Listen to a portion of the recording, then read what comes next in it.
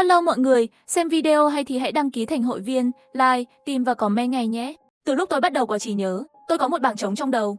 Lúc đầu tôi nghĩ đó là ngón tay vàng của tôi, nhưng tôi đã làm mọi thứ có thể, cũng không để nó kích hoạt thành công cho đến khi tôi vào đại học. Bảng điều kỳ có phản ứng với những cuốn sách trong thư viện trường đại học của chúng tôi, bên trong xuất hiện hàng ngàn cuốn sách. Các lĩnh vực thiết kế sách trong danh sách. Lúc đầu nhìn thấy những danh sách này, tôi muốn từ bỏ, nhưng tôi phát hiện ra tôi đã không đọc sách trong 3 ngày, tôi sẽ trực tiếp mất giọng và trở nên câm. Đây là tôi đã thử nghiệm 1 tháng, kết quả của 7 lần bị câm. Cuối cùng thật sự không có cách nào, tôi chỉ có thể kiên trì đi học tập. Cứ coi như tôi dùng thời gian 4 năm đại học, sau khi đọc hết sách. Bảng trắng trong đầu kia lại biến mất trong không khí loãng, cho đến khi tôi và 3 người bạn ký túc xá sau khi ăn cơm chia tay. Chúng tôi vừa ra khỏi nhà hàng thì phát hiện có gì đó không ổn. Lúc này mưa tầm tã rơi xuống, rơi vào người như cơn mưa dịu dàng mùa xuân. Không chỉ giải rượu cho 3 người chúng tôi, nó khiến chúng tôi có một cảm giác rất thoải mái, mà tôi càng là một mặt khiếp sợ sửng sốt ở giữa. Bởi vì lúc này cái bảng điều khiển mà tôi tưởng đã biến mất, lại vô tình bị kích hoạt. Trên bảng điều khiển còn viết 3 chữ lớn sạc năng lượng. Tôi đã học được rất nhiều kiến thức. Phản ứng đầu tiên của đầu óc chính là trận mưa này không đơn giản. Sức mạnh này có thể sạc lại bảng điều khiển. Nó phải là một cái gì đó ngoài những gì chúng ta biết, cho nên tôi quay đầu lại ngay. Hỏi 3 người anh em, 3 người có tin tôi không?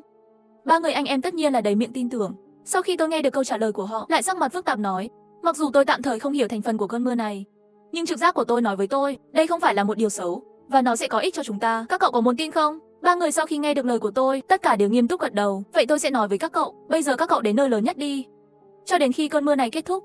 Lời này, 3 người đều đưa ra ánh mắt kinh ngạc. Đùa à? Ở yên trong mưa? Mặc dù mưa này thật sự rất thoải mái, nhưng cũng không thể cứ như vậy tiếp tục bị ướt. Nhưng 3 người sau khi nhìn rõ sắc mặt kiên định của tôi, tất cả đều im lặng. Họ hiểu tôi quá rõ, cho nên tất cả đều đồng ý.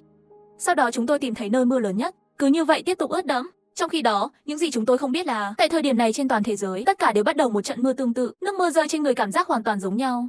Ngay cả sa mạc và Bắc Cực cũng đang mưa. Một số người chọn tắm như chúng tôi, cũng có người trong khoảnh khắc cảm nhận được chạy trốn khỏi mưa. Tất nhiên, nhiều hơn là không nhận ra chuyện trời mưa. Bởi vì lúc này là 1 giờ sáng theo giờ Long Quốc. Hầu hết mọi người đều chìm vào giấc ngủ. Mưa đến 6 giờ sáng hôm sau. Cả nhóm chúng tôi cũng ở trong mưa hơn 5 tiếng. Theo lý thuyết, bây giờ chúng ta hẳn là vừa mệt mỏi vừa buồn ngủ vừa lạnh, nhưng điều kỳ lạ là trạng thái tinh thần của chúng tôi tốt một cách đáng ngạc nhiên. Ngay cả Tiêu Vũ Lương, người có thể chất tồi tệ nhất, không hề hắt hơi, cho đến khi giọt mưa cuối cùng kết thúc. Tôi bình tĩnh nói với 3 người kia, đến lúc quay về rồi. Ngay khi chúng tôi quay về, Từ Châu đột nhiên nói với tôi, anh hai, tôi đã tìm ra một điều, tôi tìm thấy trên mạng, mưa này rất có thể là cả nước. Đêm qua trời mưa khắp cả nước. Tôi không khỏi nhíu mày sau khi nghe thấy. Sau đó lại nhìn về phía bên cạnh một cái cây, tôi nhớ, đêm qua cây này còn chưa có nhiều lá như vậy, cây hiện nay có gần 1/3 số lá. Có phải vì cơn mưa này không? Tôi lập tức phản ứng nhanh nhất. Chúng ta mau đi siêu thị tích trữ vật tư, tôi nghĩ nó sẽ sớm kết thúc. 4 người chúng tôi đã tìm thấy một cửa hàng tiện lợi, chạy vào, chúng tôi sẽ, tất cả thực phẩm có hạn sử dụng lâu đều bị cuốn trôi. Trên đường về, chúng tôi lại tìm thấy chỗ khác thường của mình. Bình thường thể chất không tốt Tiêu Vũ Lương, vận động viên vất vả nâng nước tạm thời, bây giờ đang mang theo 2 hộp nước. Chạy đi, 3 người chúng tôi mạnh mẽ đang mang hơn 200 cân đồ, đi bộ như bay. Lúc này, tôi nhìn 3 người và nói, nếu tôi không nhầm, mưa hôm qua hẳn là làm cho cơ thể chúng ta mạnh mẽ hơn, chỉ là không biết là sự thay đổi này là vĩnh viễn hay tạm thời. Cách nói của tôi đã được 3 người đồng ý. Sau đó cũng không thể quan tâm nhiều như vậy, cầm đồ xong trở về ký túc xá. Bây giờ chúng tôi chưa chuẩn bị đủ, chúng ta phải ra ngoài dự trữ. Vì vậy, chúng tôi đã thêm 4 giờ. Chúng tôi liền đem toàn bộ phòng ngủ, tất cả đều chứa đầy cả phòng. Cũng vì vậy, tiền của chúng tôi cũng tiêu gần hết rồi. Nhưng nhìn vào một ký túc xá đầy đủ vật tư, chúng tôi cũng đã lo lắng, lỡ ngày tận thế không đến thì sao? Chỉ riêng mì gói chúng tôi tích trữ là có thể ăn được nửa năm rồi. Anh hai, cậu có chắc không? Lần này chúng ta đã phá sản rồi. Hứa Châu nhìn vật tư trước mắt, không thể không hỏi tôi nhìn bầu trời bên ngoài cửa sổ. Tôi đi đến quan tài, nơi máy cắt cỏ vừa cắt hôm qua. Cỏ bên kia đã mọc đến tận đùi tôi rồi. Và những con côn trùng trên cỏ, kích thước lớn hơn gấp đôi. Bây giờ chỉ còn 4 tiếng nữa là đến cơn mưa đó. Các cậu có thể cảm thấy nó ngay bây giờ vẫn chưa hấp thụ dòng năng lượng bên trong phải không? Khi tôi nói điều này, 3 người còn lại đều gật đầu. Sau đó, tôi bảo họ gọi về nhà họ. Hàng dự trữ lại trải qua vài giờ lên men. Nhiều người cuối cùng cũng nhận ra sự bất thường của cơn mưa này. Trong vòng nửa ngày, tất cả vật tư trên thị trường đều khẩn cấp. Trong liên kết mua sắm, những người được tăng cường bởi mưa được làm nổi bật. Hệ thống siêu nha, giúp họ lấy hàng dễ dàng hơn người bình thường. Hiện tại trật tự ở Long Quốc vẫn chưa hoàn toàn hỗn loạn, nhưng mà ở nước ngoài đã sớm thành một nồi cháo rồi. Mua hàng sớm xong, chúng tôi tất nhiên không vội. Nhưng lúc này chúng tôi thực sự có chút thiếu kiên nhẫn, bởi vì chúng tôi không thể về nhà, bây giờ chỉ có thể bị mắc kẹt trong ký túc xá của trường. Nhưng sớm thôi, chúng tôi rất vui vì đã ở lại đây. 24 giờ sau trận mưa này, trời lại bắt đầu mưa. Nhưng cơn mưa này cho tôi cảm giác của thật rất không tốt. Nếu nói, hôm qua mưa kia cho người ta cảm giác là ôn hòa, thoải mái, vậy cơn mưa này đánh vào người là nỗi đau. Ngay cả làn da đã được tăng cường của chúng tôi cũng có thể cảm thấy ngứa ran, hơn nữa trong mưa còn có mùi hôi thối. Điều quan trọng nhất là, bảng điều khiển của tôi không phản ứng với cơn mưa này, hôm qua nó lại biến mất sau khi xả xong năng lượng. Thế là tôi chặn 3 người muốn tắm trong cơn mưa này một lần nữa. Chúng ta về đi, mưa này không đúng. Lời nói của tôi làm cho ba người lập tức kinh ngạc. Tôi tìm thấy gì mà lại nói vậy? Nghe tôi nói, gọi về nhà ngay. Bảo họ đừng đi vào mưa. Nếu đã vào thì lập tức đi tắm đi. Giọng tôi nặng nề nói với ba người bọn họ. Nhưng ba người vẫn không hiểu, hỏi tôi tại sao. Lúc đó tôi không thể giải thích rõ ràng, nhưng các cậu phải nghe lời tôi. Chuyện này rất quan trọng. Chắc các cậu đã cảm nhận được mưa rồi. Khác với hôm qua, lần này rất có thể không phải là quà tặng mà là thảm họa. Tôi gần như hét lên những lời này. Ba người sau khi nhìn tôi thật sâu vài giây, không thể không thoát ra khỏi mưa. Trong khi đó, cũng có một số người không chịu nổi cũng rút lui. Nhưng một số người khẳng định đây là một bài kiểm tra, là thử thách để họ trở thành siêu nhân. Tôi nhìn những người này ở xa, chặn được ý nghĩ lão đại chân thành tiến lên thuyết phục. Vô dụng, họ sẽ không tin chúng ta. Hôm qua họ biết chúng ta đã tắm trong cơn mưa đó. Mọi người ở tầng 1 đều cô lập chúng tôi. Giờ chúng ta nhanh tay về nhà tắm đi. Sau đó chúng tôi đều trở về ký túc xá. Trên đường về, điện thoại của chúng tôi đã nhận được thông tin chính thức. Chính phủ yêu cầu mọi người rời khỏi mưa ngay lập tức. Mưa này khác hoàn toàn so với hôm qua. Khi chúng tôi nhìn thấy tin tức này, cũng không khỏi thở phào nhẹ nhõm. Khi chúng tôi về phòng ngủ thay quần áo, rõ ràng là cảm thấy trên người đã có chút đỏ rồi. Sau đó chúng tôi nghỉ ngơi với tâm trạng bất an. Khoảng 56 giờ sáng, chúng tôi bị đánh thức bởi tiếng hét bên ngoài ký túc xá. Chúng tôi muốn thức dậy và bật đèn để kiểm tra, nhưng không ngờ lại mất điện. Tất cả chúng tôi đi ra ban công, kiểm tra tình hình bên ngoài. Ngay lập tức chúng tôi bị mắc kẹt tại chỗ. Cả trường gần như là một mảnh đất hoang. Mưa tối qua đã ăn mòn. Về cơ bản tất cả cây cối đều bị tuyệt chủng. Tòa nhà ký túc xá cũng qua đêm, trông già đi 20 năm, dưới lầu có rất nhiều xác chết. Cơ thể của những người này đều bị ăn mòn và bắn tung tóe. Khoảnh khắc này mọi người đều hiểu. Thông báo chính thức tối qua không lừa dối họ. Rất nhiều người đều vui mừng quay ngược thời gian, nhưng tiếp theo phải làm gì? Mọi người đều bối rối và hoảng sợ. Bây giờ đã mưa 2 ngày rồi. Còn ngày hôm sau không? Không ai biết. Họ sẽ phải đối mặt với điều gì tiếp theo? Cùng lúc đó, ngày thứ 3 mưa đến như đã hứa. Lần này rất nhiều người không dám vào trong mưa. Ngoại trừ tôi nhận ra ngay khi tôi chạm vào mưa. Mưa này rất giống với mưa ngày đầu tiên.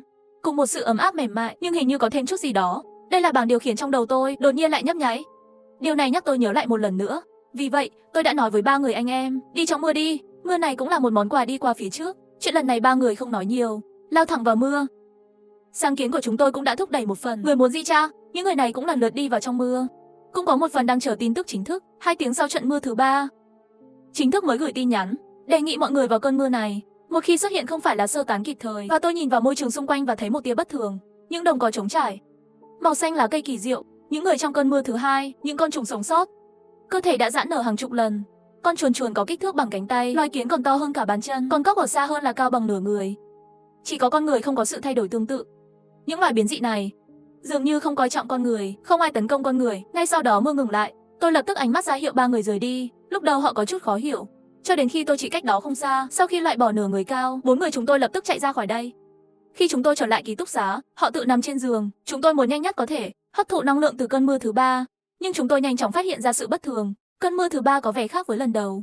Ngoài việc mang lại sự tăng cường thể chất, hình như còn mang đến dị năng. Nếu như nói lần đầu tiên mưa là tăng cường, mưa thứ 2 là sàng lọc, vậy cơn mưa thứ 3 là sự biến đổi. Chúng tôi cũng biến dị trong cơn mưa này. 4 người trong ký túc xá của chúng tôi sau trận mưa thứ 3, tất cả đều có sức mạnh. Lão đại Thành Nhất là người đầu tiên thể hiện sức mạnh của mình. Quyền năng của cậu ta là có thể khống chế đất, có thể lập tức giải phóng đất từng đất hầm. Lão Tứ, Hứa Châu là sức mạnh có thể kiểm soát nước, và không phải nước thông thường. Trong nước có màu máu nhạt. Vậy tay, nước như một con rắn ngoằn ngoại bắn về phía trước. Lão Tam Tiêu Vũ Lương dị năng là khế ước, có thể ràng buộc với bất cứ thứ gì có sự sống. Cậu ta đều có thể dùng, và sức mạnh của tôi chính xác là 2 cái. Thứ nhất là sức mạnh tinh thần. Tôi có thể dùng tinh thần lực để tấn công não của người khác. Cái thứ hai là bảng điều khiển đã được sạc đầy, mang đến cho tôi 2 khả năng đặc biệt. Một là 500 mét khối không gian lưu trữ, còn nửa còn lại tôi cũng không rõ. Sức mạnh này có vẻ hơi kỳ lạ, bởi vì bây giờ khi tôi nhìn về phía ba người anh em, dữ liệu của ba người họ, bảng điều khiển sẽ xuất hiện trong đầu tôi. Thành Nhất cấp 1 sức mạnh 20, nhanh nhẹn 18, thể chất 23, tinh thần 18, thân mật giá trị 92, dị năng thổ, dị năng hệ thổ cường. Hứa Châu cấp 1 sức mạnh dị nhân 16, nhanh nhẹn 20, thể chất 19, tinh thần 18, lực lượng 94, dị năng nước, dị năng đo cường độ nước. Thủy Kiện Tiêu Vũ Lương ý kích kỹ năng sức mạnh 14, nhanh nhẹn 19, thể chất 18, tinh thần 25, sức mạnh 93, hợp đồng sức mạnh hiếm có, sức mạnh tạm thời không có. Cần ràng buộc con thú hợp đồng mới có thể mở khóa. Khi tôi nhìn thấy 3 tấm trước mặt tôi, cũng là một trận hoảng hốt dữ dội. Nó khiến tôi có cảm giác như đang chơi game. Điều khiến tôi cảm thấy thái quá nhất là tôi cũng có thể soi gương, xem bảng điều khiển của riêng mình. Lâm Tấn sức mạnh dị năng thể lực 20, cả vạt 20, thể chất 20, tinh thần 28, sức mạnh tinh thần khi hiếm có, sức mạnh hệ thống thấu hiểu. Sốc tinh thờ, khi tôi nhìn thấy từ cái nhìn sâu sắc về sức mạnh, không khỏi nhíu mày.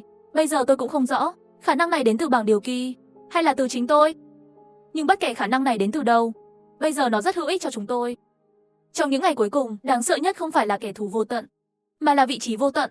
Bây giờ tôi có khả năng nhìn xuyên qua những điều chưa biết. Sự an toàn của chúng tôi được đảm bảo rất nhiều. Sau đó chúng tôi sẽ đặt mông của chúng tôi trước. Hàng hóa được đưa vào không gian của tôi. Rất nhanh sau đó có thông báo từ trường. Hãy, tất cả mọi người đến chỗ tạm trú ở Giang Thành trước đã. Sáng mai quân đội sẽ hộ tống chúng ta. Sau khi tôi nghe tin này, không khỏi nhíu mày. Đây không phải là tin tốt. Đi đến bước này, chứng minh đã xuất hiện rồi. Một mối đe dọa lớn cho nhân loại. Nhân loại dưới sự ép buộc của họ chỉ có thể từ bỏ lãnh thổ, về nhà chính mình. Sau khi chúng tôi sắp xếp xong số hàng dự trữ, tôi đề nghị ba người bọn họ ra ngoài khám phá một chút, để không bị bỏ lại phía sau trong ngày tận thế. Điều đầu tiên là nâng cao sức mạnh của bản thân. Sau cơn mưa thứ ba này, thời kỳ hỗn loạn thực sự đã chính thức bắt đầu. Bây giờ động vật, côn trùng, thực vật đều đã biến dị. Họ đang sử dụng sức mạnh mà họ vừa có được, chinh phục lãnh thổ. Trong khi đó, tất cả các vệ tinh trên Blue Star cũng rơi xuống, trong không khí tràn ngập vật chất không thể biết được. Nhưng thứ này ngăn cản công nghệ hàng đầu của nhân loại. Rất nhiều vũ khí có kinh nghiệm cao đã mất tác dụng. Hiện nay, trình độ công nghệ của nhân loại chính là Thế chiến 2. Tiêu chuẩn thời gian, ngay cả thiết bị liên lạc cũng đều xuống cấp đài phát thanh dân quốc. Tôi sắp xếp xong rồi, cùng ba người lên đường khám phá. Bởi vì Tiêu Vũ Lương có sức mạnh hợp đồng, tôi đã nghĩ đến trước đó, con cóc cao nửa người. Nếu như Tiêu Vũ Lương có thể ký hợp đồng với con cóc đó, sức mạnh của đội 4 người chúng ta sẽ lên một tầm cao mới. Khi chúng tôi bước ra khỏi cửa ký túc xá, tầm nhìn trong không khí giảm với tốc độ có thể nhìn thấy bằng mắt thường. Bây giờ tầm nhìn chưa đến 100 mẫu Anh, đây vẫn là 4 chúng ta 2 lần cường hóa mới nhận được. Nếu đổi thành người bình thường, ước tính 50 mét là không nhìn rõ nữa. Khi đến sân chơi, chúng tôi tìm thấy khuôn viên ban đầu là một mớ hỗn độn đã được bao phủ bởi màu xanh lá cây. Cỏ đã đến chỗ dễ đùi của chúng tôi rồi. Trong số đó, thỉnh thoảng một số côn trùng tấn công chúng ta. Nhưng tất cả đều là một số chưa. Một con thú đột biến đã tiến hóa thành sức mạnh, ngoại trừ kích thước lớn hơn trước một chút, rất dễ dàng đã được chúng tôi giải quyết. Nhưng ngay sau đó chúng ta có kẻ thù đầu tiên. Một con bọ ngựa đột biến dài 2 mét. Lúc này nó đang nhìn chằm chằm chúng ta, dường như muốn biến chúng tôi thành bữa trưa của nó. Khoảnh khắc tôi nhìn thấy một con bọ ngựa đột bia, bảng điều khiển xuất hiện. Sức mạnh 30 nhanh nhẹn 25 thể chất 28 tinh thần chưa thức tỉnh. Tự nhận thức thân mật đến 50. Kỹ năng bọ ngựa công yêu. Tăng tốc tấn công bụng yếu. Tôi cũng ngạc nhiên khi nhìn thấy bảng điều khiển. Không ngờ chỉ trong 6 tiếng có thể xuất hiện sinh mệnh mạnh mẽ như vậy. Con bọ ngựa này hẳn là linh hồn của vùng đất này. Đập đá, nhưng may là hắn vẫn chưa tỉnh lại. Nếu không 4 người chúng ta liên thủ cũng sẽ là một trận chiến cay đắng. Tôi ở lần đầu tiên, tôi đã nói với ba người tin tức tôi nhìn thấy. Chúng tôi lập tức tách mình ra khỏi con bọ ngựa. Anh hai, cậu vẫn có thể nhìn thấu điểm yếu của nó. Từ Châu ngạc nhiên hỏi sau khi lùi lại. Không có gì đâu, điểm yếu của bọ ngựa chính là phần bụng.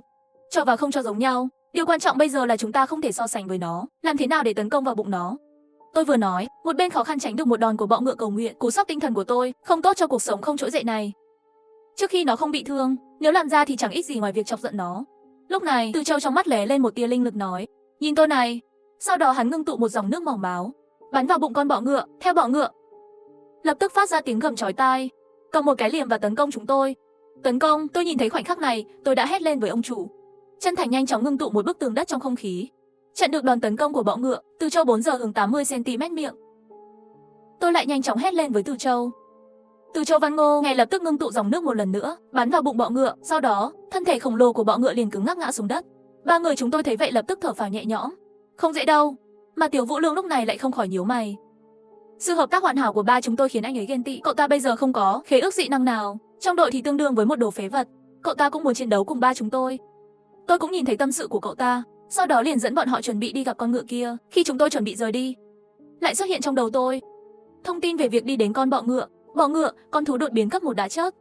Giá trị còn lại, cặp đôi sắc bé, chưa tiến hóa hoàn toàn phù hợp. Khi tôi nhìn thấy dữ liệu mới này, không khỏi trong lòng. Sau đó tôi và ba người vẫn nhặt đồ lê. Tôi đã bẻ gãy 2 cổ tay và bàn chân của con bọ ngựa. Thành Nhất tiếp nhận cổ tay trơ, nhẹ nhàng vẫy tay trên cỏ phía trước. Cỏ rậm lập tức giống như bị chém một nửa. Cái này không tốt hơn dao làm bếp sao? Thành Nhất nhìn thấy uy lực như vậy không ngạc nhiên trước mắt, bởi vì tôi và Tiêu Vũ Lương hiện tại tạm thời không có năng lực chiến đấu. Cặp chân này nó được giao cho cả hai chúng tôi. Còn về phần sông vàng kia cũng bị tôi đào ra. Hiện tại tôi cũng không biết tác dụng của nó, chỉ có thể tạm thời nhận được nó trong không gian. Chờ mọi thứ được giải quyết, chúng tôi lại bắt đầu con đường khám phá. Khi con cóc còn cách đó 40 hay 50 mét, tất cả chúng tôi đều đứng đó. Lúc này, một con cóc khổng lồ cao gần 2 tầng, ngồi xổm ở phía xa, thỉnh thoảng lè lưỡi ra. Săn bướm đêm kích thước bàn tay trên không. Mỗi lần sau khi ăn thức ăn, cơ thể sẽ lớn hơn một chút. Ngay khi tôi không thể quyết định có nên trêu chọc hay không con cóc này, tôi đột nhiên cảm thấy 2 hơi thở khác. Có người khác đến. Tôi thần sắc phức tạp nói với ba người kia. 2 tên cảnh sát liền đến trước mặt chúng tôi. Ở đây rất nguy hiểm, các người không cần mạng à? Mau về khu ký túc xá đi. Một trong những cảnh sát lớn tuổi hơn, Trần Sinh, Đế. Chú cảnh sát, chúng ta không đi, chúng tôi đến đây để đánh quái. Từ Châu nhìn thấy vậy lập tức tiến lên giải thích không ồn ào. Đừng tưởng rằng tiến hóa một lần liền trở thành siêu nhân. Cậu có biết không, con quái vật đó đã rớt 5 học sinh rồi. Người đàn ông lớn tuổi kia nghe được liền tức giận quát lên. Một bên nữ cảnh sát trẻ nhìn thấy, lập tức tiến lên an ủi đội trưởng. Đừng giận nữa, họ chỉ không biết sức mạnh của con quái vật đó không đáng để giận họ. Sáng mai chúng ta có việc quan trọng hơn. Sau đó cô ấy lại chuyển hướng và nói với chúng tôi, bạn học, chắc các bạn cũng thấy rồi, con quái vật đó rất mạnh. Ngay cả chúng ta cũng chỉ có thể giới hạn nó ở đây, các người đừng làm bậy nữa, về đi. 4 người chúng tôi nghe nói cũng là một mặt nghiêm túc. Sau đó Lão Đại Thành Ý liền tiến lên hỏi chú, ngay cả các người cũng không giải quyết được hắn sao? Đàn ông lớn tuổi nhìn thấy chúng tôi cũng không phải không nghe, sắc mặt khuyên không khỏi chậm lại một chút, nói cũng không phải thật sự không giải quyết được nó, chỉ là cái giá phải trả quá lớn. Đạn dược của chúng tôi không đủ. Tiểu Vũ Lương trực tiếp nghi hoặc hỏi, vậy không nghĩ tới tìm một người có thể giải quyết hắn sao? Nữ cảnh sát trẻ thì cười lạnh, trả lời, một lần tiến hóa dị năng, trước mặt nó giống như giao đồ ăn vậy, ít nhất phải tiến hóa thứ cấp. Người thức tỉnh ra dị năng mới được, có thể nhìn toàn bộ Giang Đại, người như vậy cũng không có mấy. Một lần tiến hóa là gì? Tiến hóa thứ cấp là gì? Từ Châu bên cạnh nghi ngờ hỏi. Nữ cảnh sát lúc đầu có chút do dự, cuối cùng vẫn kiên nhẫn cho chúng tôi biết chi tiết. Hiện tại, những người chỉ bị mưa thứ nhất hoặc thứ ba. Một lần tiến hóa, người đã trải qua cả 2 cơn mưa là người tiến hóa thứ cấp. Hiện tại, hầu hết các nhà tiến hóa một lần đều không có dị năng, chỉ có thân thể bị cường hóa, và những người tiến hóa thứ cấp, hầu hết chúng đã phát triển sức mạnh, thực lực tương đối cũng mạnh hơn một chút. Nói cách khác, phải có 2 trận mưa mới có dị năng. Vậy thời gian bị mưa có giới hạn không? Tiêu Vũ Lương trầm tư giây lát tiếp tục hỏi. Nữ cảnh sát thì lắc đầu nói cũng không nhất định. Nếu thể chất cá nhân mạnh mẽ, chỉ có cơn mưa thứ 3 cũng có thể nhận được một chút. Về vấn đề thời gian, đương nhiên là bị càng lâu thì sức mạnh càng mạnh. Lúc này viên cảnh sát lớn tuổi cũng tiếp tục khuyên can. Cho nên mấy bạn học, về đi. Trên đường về cẩn thận con bọ ngựa kia.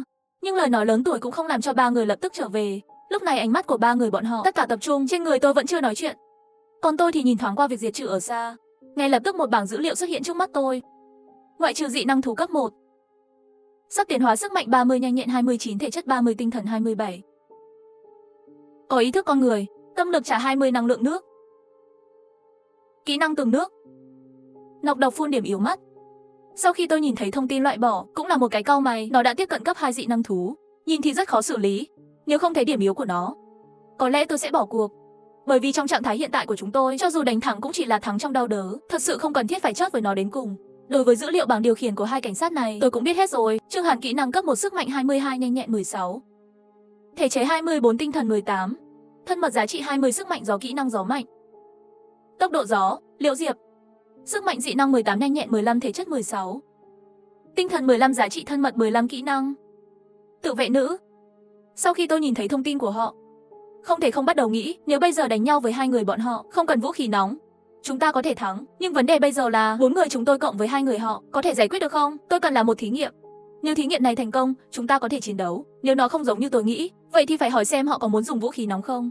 Ngày mai một khi để cho con cóc này đột phá đến cấp 2, hậu quả thật không thể tưởng tượng được. Vì vậy, câu trả lời tôi đưa ra là đánh. 3 người nghe tôi nói muốn đánh, phản ứng đầu tiên là ngạc nhiên. Với những gì họ biết về tôi sẽ không làm điều nguy hiểm này. Những thứ có hệ số cao, anh hai nói đánh thì đánh.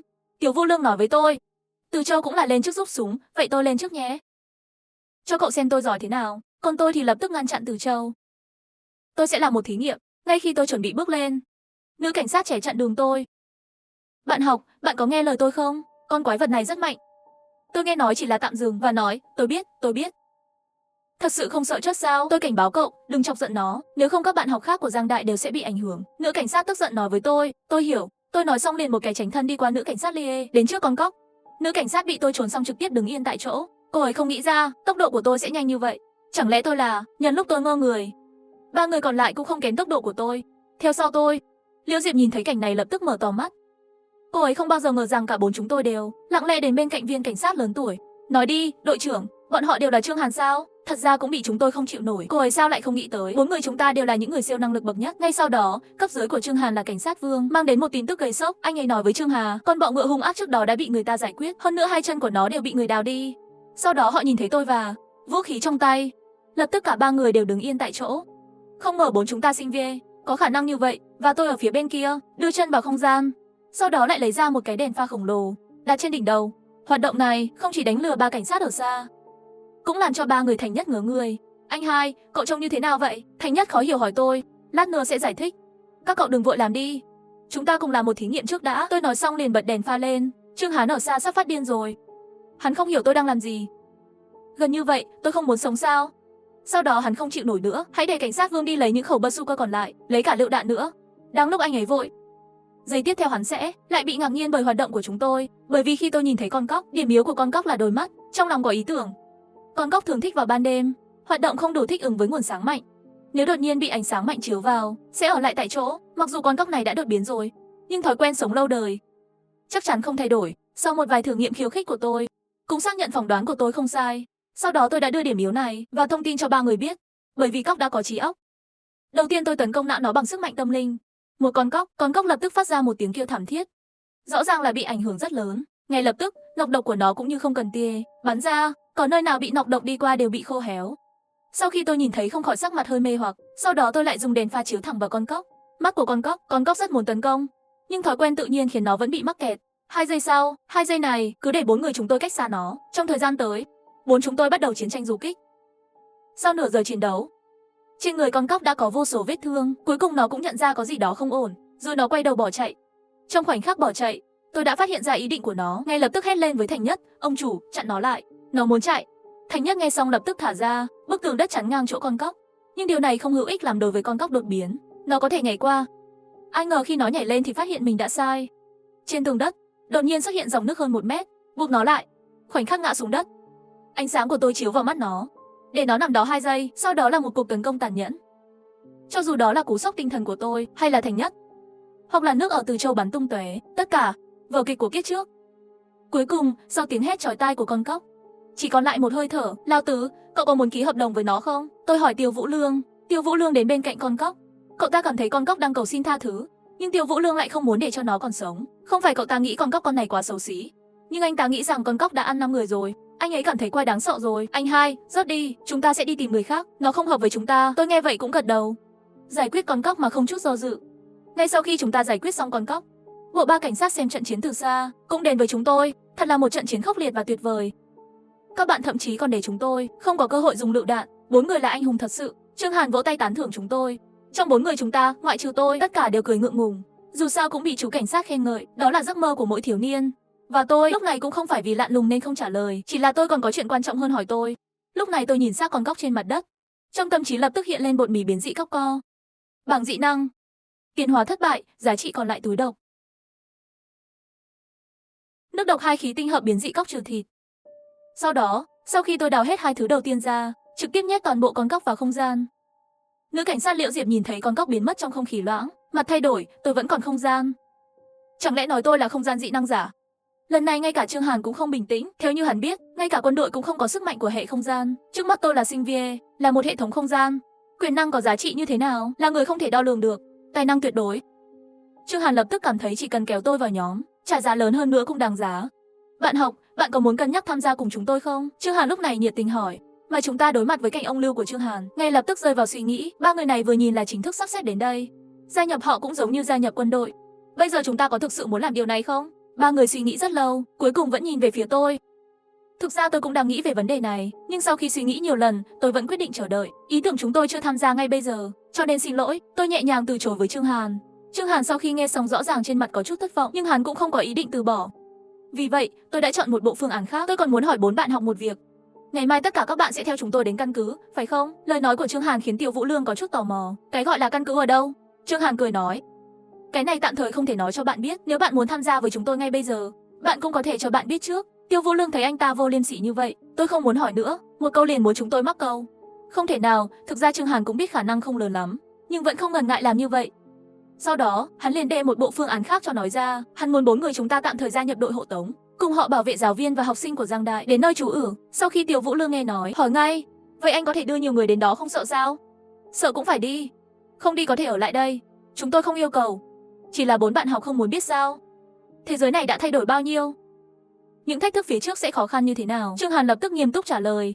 Mà Tiêu Vũ Lương thì là một mặt cười lạnh nói ra. Chuyện này không liên quan đến chúng ta. Không ngờ câu nói này của anh ấy ngay lập tức chọc giận Liễu Diệp và cảnh sát Vương. Chỉ thấy Liễu Adi gấp giận dữ nhìn chúng ta. Nhà nước nuôi các bạn sinh viên, chẳng lẽ chính là để các người báo đáp xã hội như vậy sao? Cậu còn nói không có lương tâm, mà Tiêu Vũ Lương lại là không chút thương xót trả lời. Thật là một từ đặc biệt. Bắt cóc đạo đức. Vì đã nuôi nhiều bọ cánh cứng như vậy rồi, cũng không sợ thêm một cái nữa phải không? Liễu Diệp lập tức liền bị tức giận không nhẹ, chỉ vào Tiêu Vũ Lương. Cậu thực sự mất lương tâm. Còn tôi thì nhẹ nhàng đè xuống ngón tay, chỉ vào tay Tiêu Vũ Lương nói, cảnh sát Liễu, cô chỉ tay vào đồng đội của tôi trước mặt tôi. Cô vượt quá giới hạn rồi. Hành động này của tôi khiến Liễu Diệp càng thêm tức giận. Sát thủ của cô ta đã bắt 4 người chúng ta, hoàn toàn thuộc về một loại người. Trương Hàn nhìn Thê Chi có thể bất đắc dĩ lắc đầu. Diệp Tử còn quá trẻ, bị 4 sinh viên chúng tôi chiếm quyền chủ động, tất cả đều bị coi thường, lại còn chơi trò bắt cóc đạo đức. Giờ hắn không muốn trả giá. Không thể nào. Sau một lúc im lặng, đã nói với chúng tôi nếu tôi dùng 4 khẩu súng trường tấn công và 12 quả lựu đạn, mời 4 người cùng tham gia nhiệm vụ hộ tống. 4 bạn họ có đồng ý không? Liễu Diệp và Vương cảnh sát sau khi nghe xong đồng thời kêu lên đến đội trưởng. Đây là gần 1/10 thiết bị của họ. Nhưng lần này, Trương Hàn lại là cắt ngang hai người bọn họ nói chuyện, quay đầu nhìn 4 người chúng tôi, dường như đang chờ quyết định của chúng ta, và tôi nghe những lời này cũng rất hứng thú. Thực ra chúng tôi đã quyết định rồi. Cùng nhau đến căn cứ, trên đường nếu thật sự gặp phải vấn đề gì, chúng tôi cũng không thể làm gì được. Chỉ là cô gái đó vừa nói chuyện rất khó nghe. Tôi muốn xoa dịu tinh thần của anh ta. Sau đó tôi nhìn sang 3 người kia. Tôi nhìn vào mắt họ. Biết rồi, chắc chắn là họ muốn. Được rồi, tôi đã đồng ý thay mặt cho đồng nghiệp của tôi. Tôi gật đầu nói với Trương Hàn, được rồi. Tôi sẽ đưa đồ cho anh vào ngày mai trước khi chúng ta đi. Hy vọng các bạn có thể giữ im lặng. Trương Hàn thấy tôi buông tay, nhất thời trong lòng vui mừng nói có thể. Hẹn gặp lại vào ngày mai. Tôi nói xong liền rời khỏi hiện trường với 3 người. Trương Hàn nhìn bóng lưng chúng ta nhanh chóng rời đi. Cuối cùng thở dài. Nói thật ra dù là cái gì cũng không có, các cậu cũng sẽ đồng ý, phải không? Nói xong hắn liền bất đắc dĩ lắc đầu. Và chúng tôi đã đi xa, cuối cùng cũng không kìm được niềm vui trong lòng. Đó là súng trường tấn công. Ngay cả khi chúng ta có 1 giây. Nhưng cậu bé nào khi còn nhỏ không có giấc mơ cầm súng. Chúng tôi hào hứng đi về hướng ký túc xá, nhưng sau một thời gian, tôi phát hiện ra có điều gì đó không ổn. Tôi hỏi các cậu một chuyện, các cậu có cảm thấy mệt không? Câu hỏi của tôi lập tức khiến 3 người rơi vào trầm tư. Theo lý thuyết, 4 chúng ta hẳn là cảm thấy rất mệt mỏi. 2 trận chiến vừa rồi, tất cả đều rất tập trung. Nhưng sự thật là chúng tôi không cảm thấy mệt mỏi. Lúc này, tôi nhìn bảng điều khiển trong đầu còn lại một nửa lượng điện. Đóng băng bảng điều khiển này vào vai trò của kho báu sạc. Nếu hết điện thì sao? Không gian cũng sẽ biến mất sao? Nghĩ đến đây tôi không còn bình tĩnh nữa. Nhưng đây là bảng điều khiển, nhưng lại đối mặt với lõi bọ ngựa cầu nguyện bị giữ lại trước đó. Có hứng thú, nhưng hạt nhân này không thuộc về tôi cũng không thể chỉ đưa nó cho bảng điều khiển. Chỉ có thể hỏi ý kiến của 3 người khác. Đại ca, cậu nói cậu mang theo một kho báu sạc. Tiêu Vũ Lương vẻ mặt ngu ngốc ép hỏi, anh hay cậu sạc kho báu cho tôi dùng nhé. Điện thoại của tôi hết pin rồi, Từ Châu cầu xin nói với tôi. Tôi nghe vậy lập tức mặt không nói nên lời. Tôi không nên nói những điều quá sâu với 2 người này. Anh hay, ý cậu là một dị năng khác trên người cậu? Thành Nhất nghi ngờ hỏi tôi. Tôi cau mày, lúc đó không biết giải thích thế nào. Cũng được, cậu có thể coi nó như một cái hộp đựng có thể lưu trữ sức mạnh, nó và không gian là một. Nó có thể nạp năng lượng cho chúng ta trong trận chiến, và bây giờ nó có vẻ như nó có hứng thú với con bọ ngựa đó. Sau đó 3 người nghe hoàn toàn không có ý kiến gì, đồng ý hoàn thiện cho bảng điều kỳ. Tôi gật đầu, đổi tay liền ném hộp vàng cho bảng điều khiển. Bảng điều khiển sau khi ăn hộp vàng bọ ngựa cầu nuôi, hiển thị bắt đầu sạc. Sau đó, chúng tôi quyết định thu thập thêm một chút hộp vàng. Tôi có cảm giác thứ này sẽ rất quan trọng. Có lẽ sẽ trở thành tiền tệ lưu thông của ngày tận thế sau này. Sau một hồi tìm kiếm, chỉ nhận được hộp vàng của một con chuột đột biến, không gặp phải những con vật dị năng khác. Sau đó chúng tôi lên đường trở về ký túc xá. Nhưng đột nhiên 4 người chúng tôi lại ngửi thấy một mùi thơm. Anh hai, cậu có ngửi thấy không? Thơm quá, Từ Châu có chút say sưa hỏi. Thành Nhất lập tức hít một hơi thật mạnh, hình như là mùi hoa anh đào. Nhưng lại lập tức tỉnh lại. Bây giờ tháng này hoa anh đào ở đâu ra vậy? Mùi này gần như bắt kịp với tinh dầu rồi. Anh hai, đây có phải là mùi của hoa anh đào không? Tiểu Vũ Lương hỏi tôi. Tôi thì cau mày nói. Thời kỳ hoa anh đào của Đại học Giang Thành đã gần 2 tháng rồi. Không thể có hoa anh đào được. Và cơn mưa thứ 2 trước đó làm cho cây anh đào ở đây bị xóa sổ hoàn toàn. Bây giờ cỏ dại ở khắp mọi nơi, làm sao có thể còn có hương hoa anh đào nữa? Anh hai, nếu không chúng ta về đi. Trời sắp tối rồi. Từ Châu đưa ra cho tôi. Tôi hơi lắc đầu, không trả lời mà là mở ra kỹ năng thấu hiểu, liên tục quét mắt từ phía. Nơi này có gì đó kỳ lạ, đây là một con thú đột biến hoặc cây đột biến. Chơi trò trốn tìm với chúng tôi, mỗi khi tôi muốn nhìn thấy nó rõ ràng, nó lại biến mất một cách kỳ lạ. Sau khi lấy lại như thế này 3 lần, tôi hơi chán. Sau đó nhỏ giọng nói mấy câu với 3 người kia. Mấy người bị ý tưởng táo bạo của tôi nói sửng sốt. Tôi có thực sự muốn làm điều này không? Tiêu Vũ Lương im lặng một lát rồi hỏi. Tôi đã lườm cậu ta một cái. Cậu còn muốn con thú hợp đồng không? Nếu muốn thì làm theo lời tôi nói. Tiểu Vũ Lương lập tức chạy đi. Khi cuối cùng tôi cũng tìm thấy nó lần thứ 4, ngay lập tức sử dụng sức mạnh tâm linh cho nó. Thành Nhất và Hứa Châu cũng sử dụng sức mạnh theo hướng riêng của họ. Cái này đẩy anh chàng nhỏ bé đến con đường trống duy nhất. Điều khiến hắn không ngờ là trên con đường duy nhất nó phải đi để trốn tránh còn có một người nữa, nó lập tức chui vào lòng cậu ta. Mà khi Tiêu Vũ Lương ôm lấy nó đồng thời, tôi cũng thấy rõ nó. Một con thần cây nhỏ cỡ bàn tay xuất hiện trước mắt. Ngay lập tức, bảng dữ liệu của cây này xuất hiện trong đầu tôi. Cây hoa anh đào đột bia, cây năng lượng cấp 1, sức mạnh 15 cả vạt 30 thể chất 20 tinh thần 25 giá trị thân mật 10. Năng lực tự nhiên hệ kỹ năng dịch chuyển tức thời. Phục hồi cuộc sống. Khi tôi nhìn thấy bảng dữ liệu của cây nhỏ, một nụ cười hài lòng hiện lên trên khuôn mặt tôi. Cái thứ nhỏ bé này vẫn là một bà vú. Nhóm chúng tôi, bây giờ cái còn thiếu nhất chính là loại kỹ năng này. Sau đó tôi lập tức nói với Tiểu Vũ Lương lão tam. Nghệ thuật phù hợp nhất với cậu đã xuất hiện, nó là khoa trị liệu. 3 người kia nghe nói là khoa trị liệu, đột nhiên mắt đều sáng lên. Anh hai, tôi muốn nó. Tiêu Vũ Lương ngay lập tức trả lời rằng, cậu không nghĩ về nó nữa sao? Vật nhỏ này, mặc dù có sữa, nhưng sức chiến đấu không mạnh lắm. Tôi nói đùa với Tiểu Vũ Lương. Chỉ nó thôi, sức chiến đấu không quan trọng, thích hợp mới là quan trọng nhất, và nó thật dễ thương. Tiểu Vũ Lương hào hứng nói với tôi. Anh hai, cậu đợi tôi trước, tôi sẽ thương lượng với nó. Phong cách vẽ tranh của Tiêu Vũ Lương vừa truyền đã dụ dỗ được Tiểu Cây Linh. Thằng nhóc muốn chơi trốn tìm phải không? Cô muốn chơi với anh trai tôi một lần nữa không? Tiêu Vũ Lương dùng giọng điệu bắt cóc bán trẻ con dỗ dành. Thằng nhóc đó vừa nghe có người chơi với nó, ngay lập tức vui vẻ. Nhưng trời sắp tối rồi, anh trai đang về nhà, có thể phải đợi lần sau. Tiểu Vũ Lương thấy có hiệu quả, lập tức nhân lúc nóng đánh sắt nói, mà cậu bé nghe xong phải đợi đến lần sau, lập tức lại bắt đầu chán nản. Tiểu Vũ Lương thấy đây, nói một cách ngập ngừng, nếu không em và anh trai về nhà cùng nhau, đến nhà tôi chơi trốn mèo được không? Nhà anh trai lớn lắm, giường rất thoải mái. Tiểu tử vừa nghe dường như đang do dự, bản thể của nó ở dưới đất, vì vậy không thể rời khỏi đây được. Tiểu Vũ Lương thấy tiểu tử chậm trễ không đồng ý, đột nhiên có chút vội, và một bên tôi nhìn thấy một số manh mối. Lão tứ, cậu mở rộng không gian tay của cậu cho nó thử xem, tôi nghĩ nó đang lo lắng điều gì đó. Tiểu Vũ Lương lúc này liền đối với tiểu tử mở ra không gian. Khoảnh khắc anh chàng nhỏ bé nhìn thấy không gian, đột nhiên vui mừng. Linh khí ở đó thật phong phú, có vẻ tốt hơn so với nơi nó sống. Cậu bé sau khi cân nhắc, lúc này liền bày tỏ tình cảm thân thiết với Tiểu Vũ Lương. Nó muốn chuyển bản thể vào không gian dị thú. Sau khi Tiểu Vũ Lương nghe được tin này, khuôn mặt nở một nụ cười rạng rỡ. Tuyệt vời, cuối cùng cũng có hợp đồng bán. Sau đó vì hợp đồng cả hai bên đều hài lòng, quá trình hợp đồng của Tiêu Vũ Lương cũng rất dễ dàng. Sau khi hợp đồng của Tiêu Vũ Lương hoàn thành, tôi cũng thấy bảng dữ liệu của cậu ta thay đổi. Tiêu Vũ Lương ý tập hợp dị năng, sức mạnh 23, cà vạt 25, thể chế 22, tinh thần 28, giá trị thân lực 95 cũng được. Đồng hồ đo sức mạnh hiếm có. Tôi thấy bảng dữ liệu của Tiêu Vũ Lương, ngạc nhiên một chút, mặc dù không nhận được ta phục hồi với cuộc sống của cây hoa anh đào, hơi tiếc, nhưng đối với chiến đấu cá nhân hay là dịch chuyển tức thời có giá trị hơn. Nhưng điều tôi không nghĩ đến là dữ liệu của Tiêu Vũ Lương tăng mạnh như vậy chưa đến một ngày. Đồng thời tôi cũng đang nghĩ, ba người chúng ta có phải cũng xuất hiện thay đổi không? Sau đó tôi lập tức kiểm tra chúng tôi, dữ liệu của ba người, thành nhất sức mạnh của các dị năng 28, cà vạt 24, thể chất 26, tinh thần 25, thân lực giá trị 93 dị năng. Dị năng hệ đất mạnh. Từ châu cấp bi dị năng giả. Sức mạnh 24, nhanh nhẹn 23, thể chất 26, tinh thần 26. Sức mạnh giá trị 90 từ sức mạnh. Sức mạnh của nước. Thủy Lâm Tấn, sức mạnh dị năng. Sức mạnh 27, nhanh nhẹn 25, thể chất 28, tinh thần 30, sức mạnh. Hệ thống tâm linh, hệ thống dị năng hiếm có. Thông tin chi tiết về tác động tâm linh. Sau khi tôi nhìn thấy bảng dữ liệu của ba chúng tôi, bên trong chấn động không phải là một chút.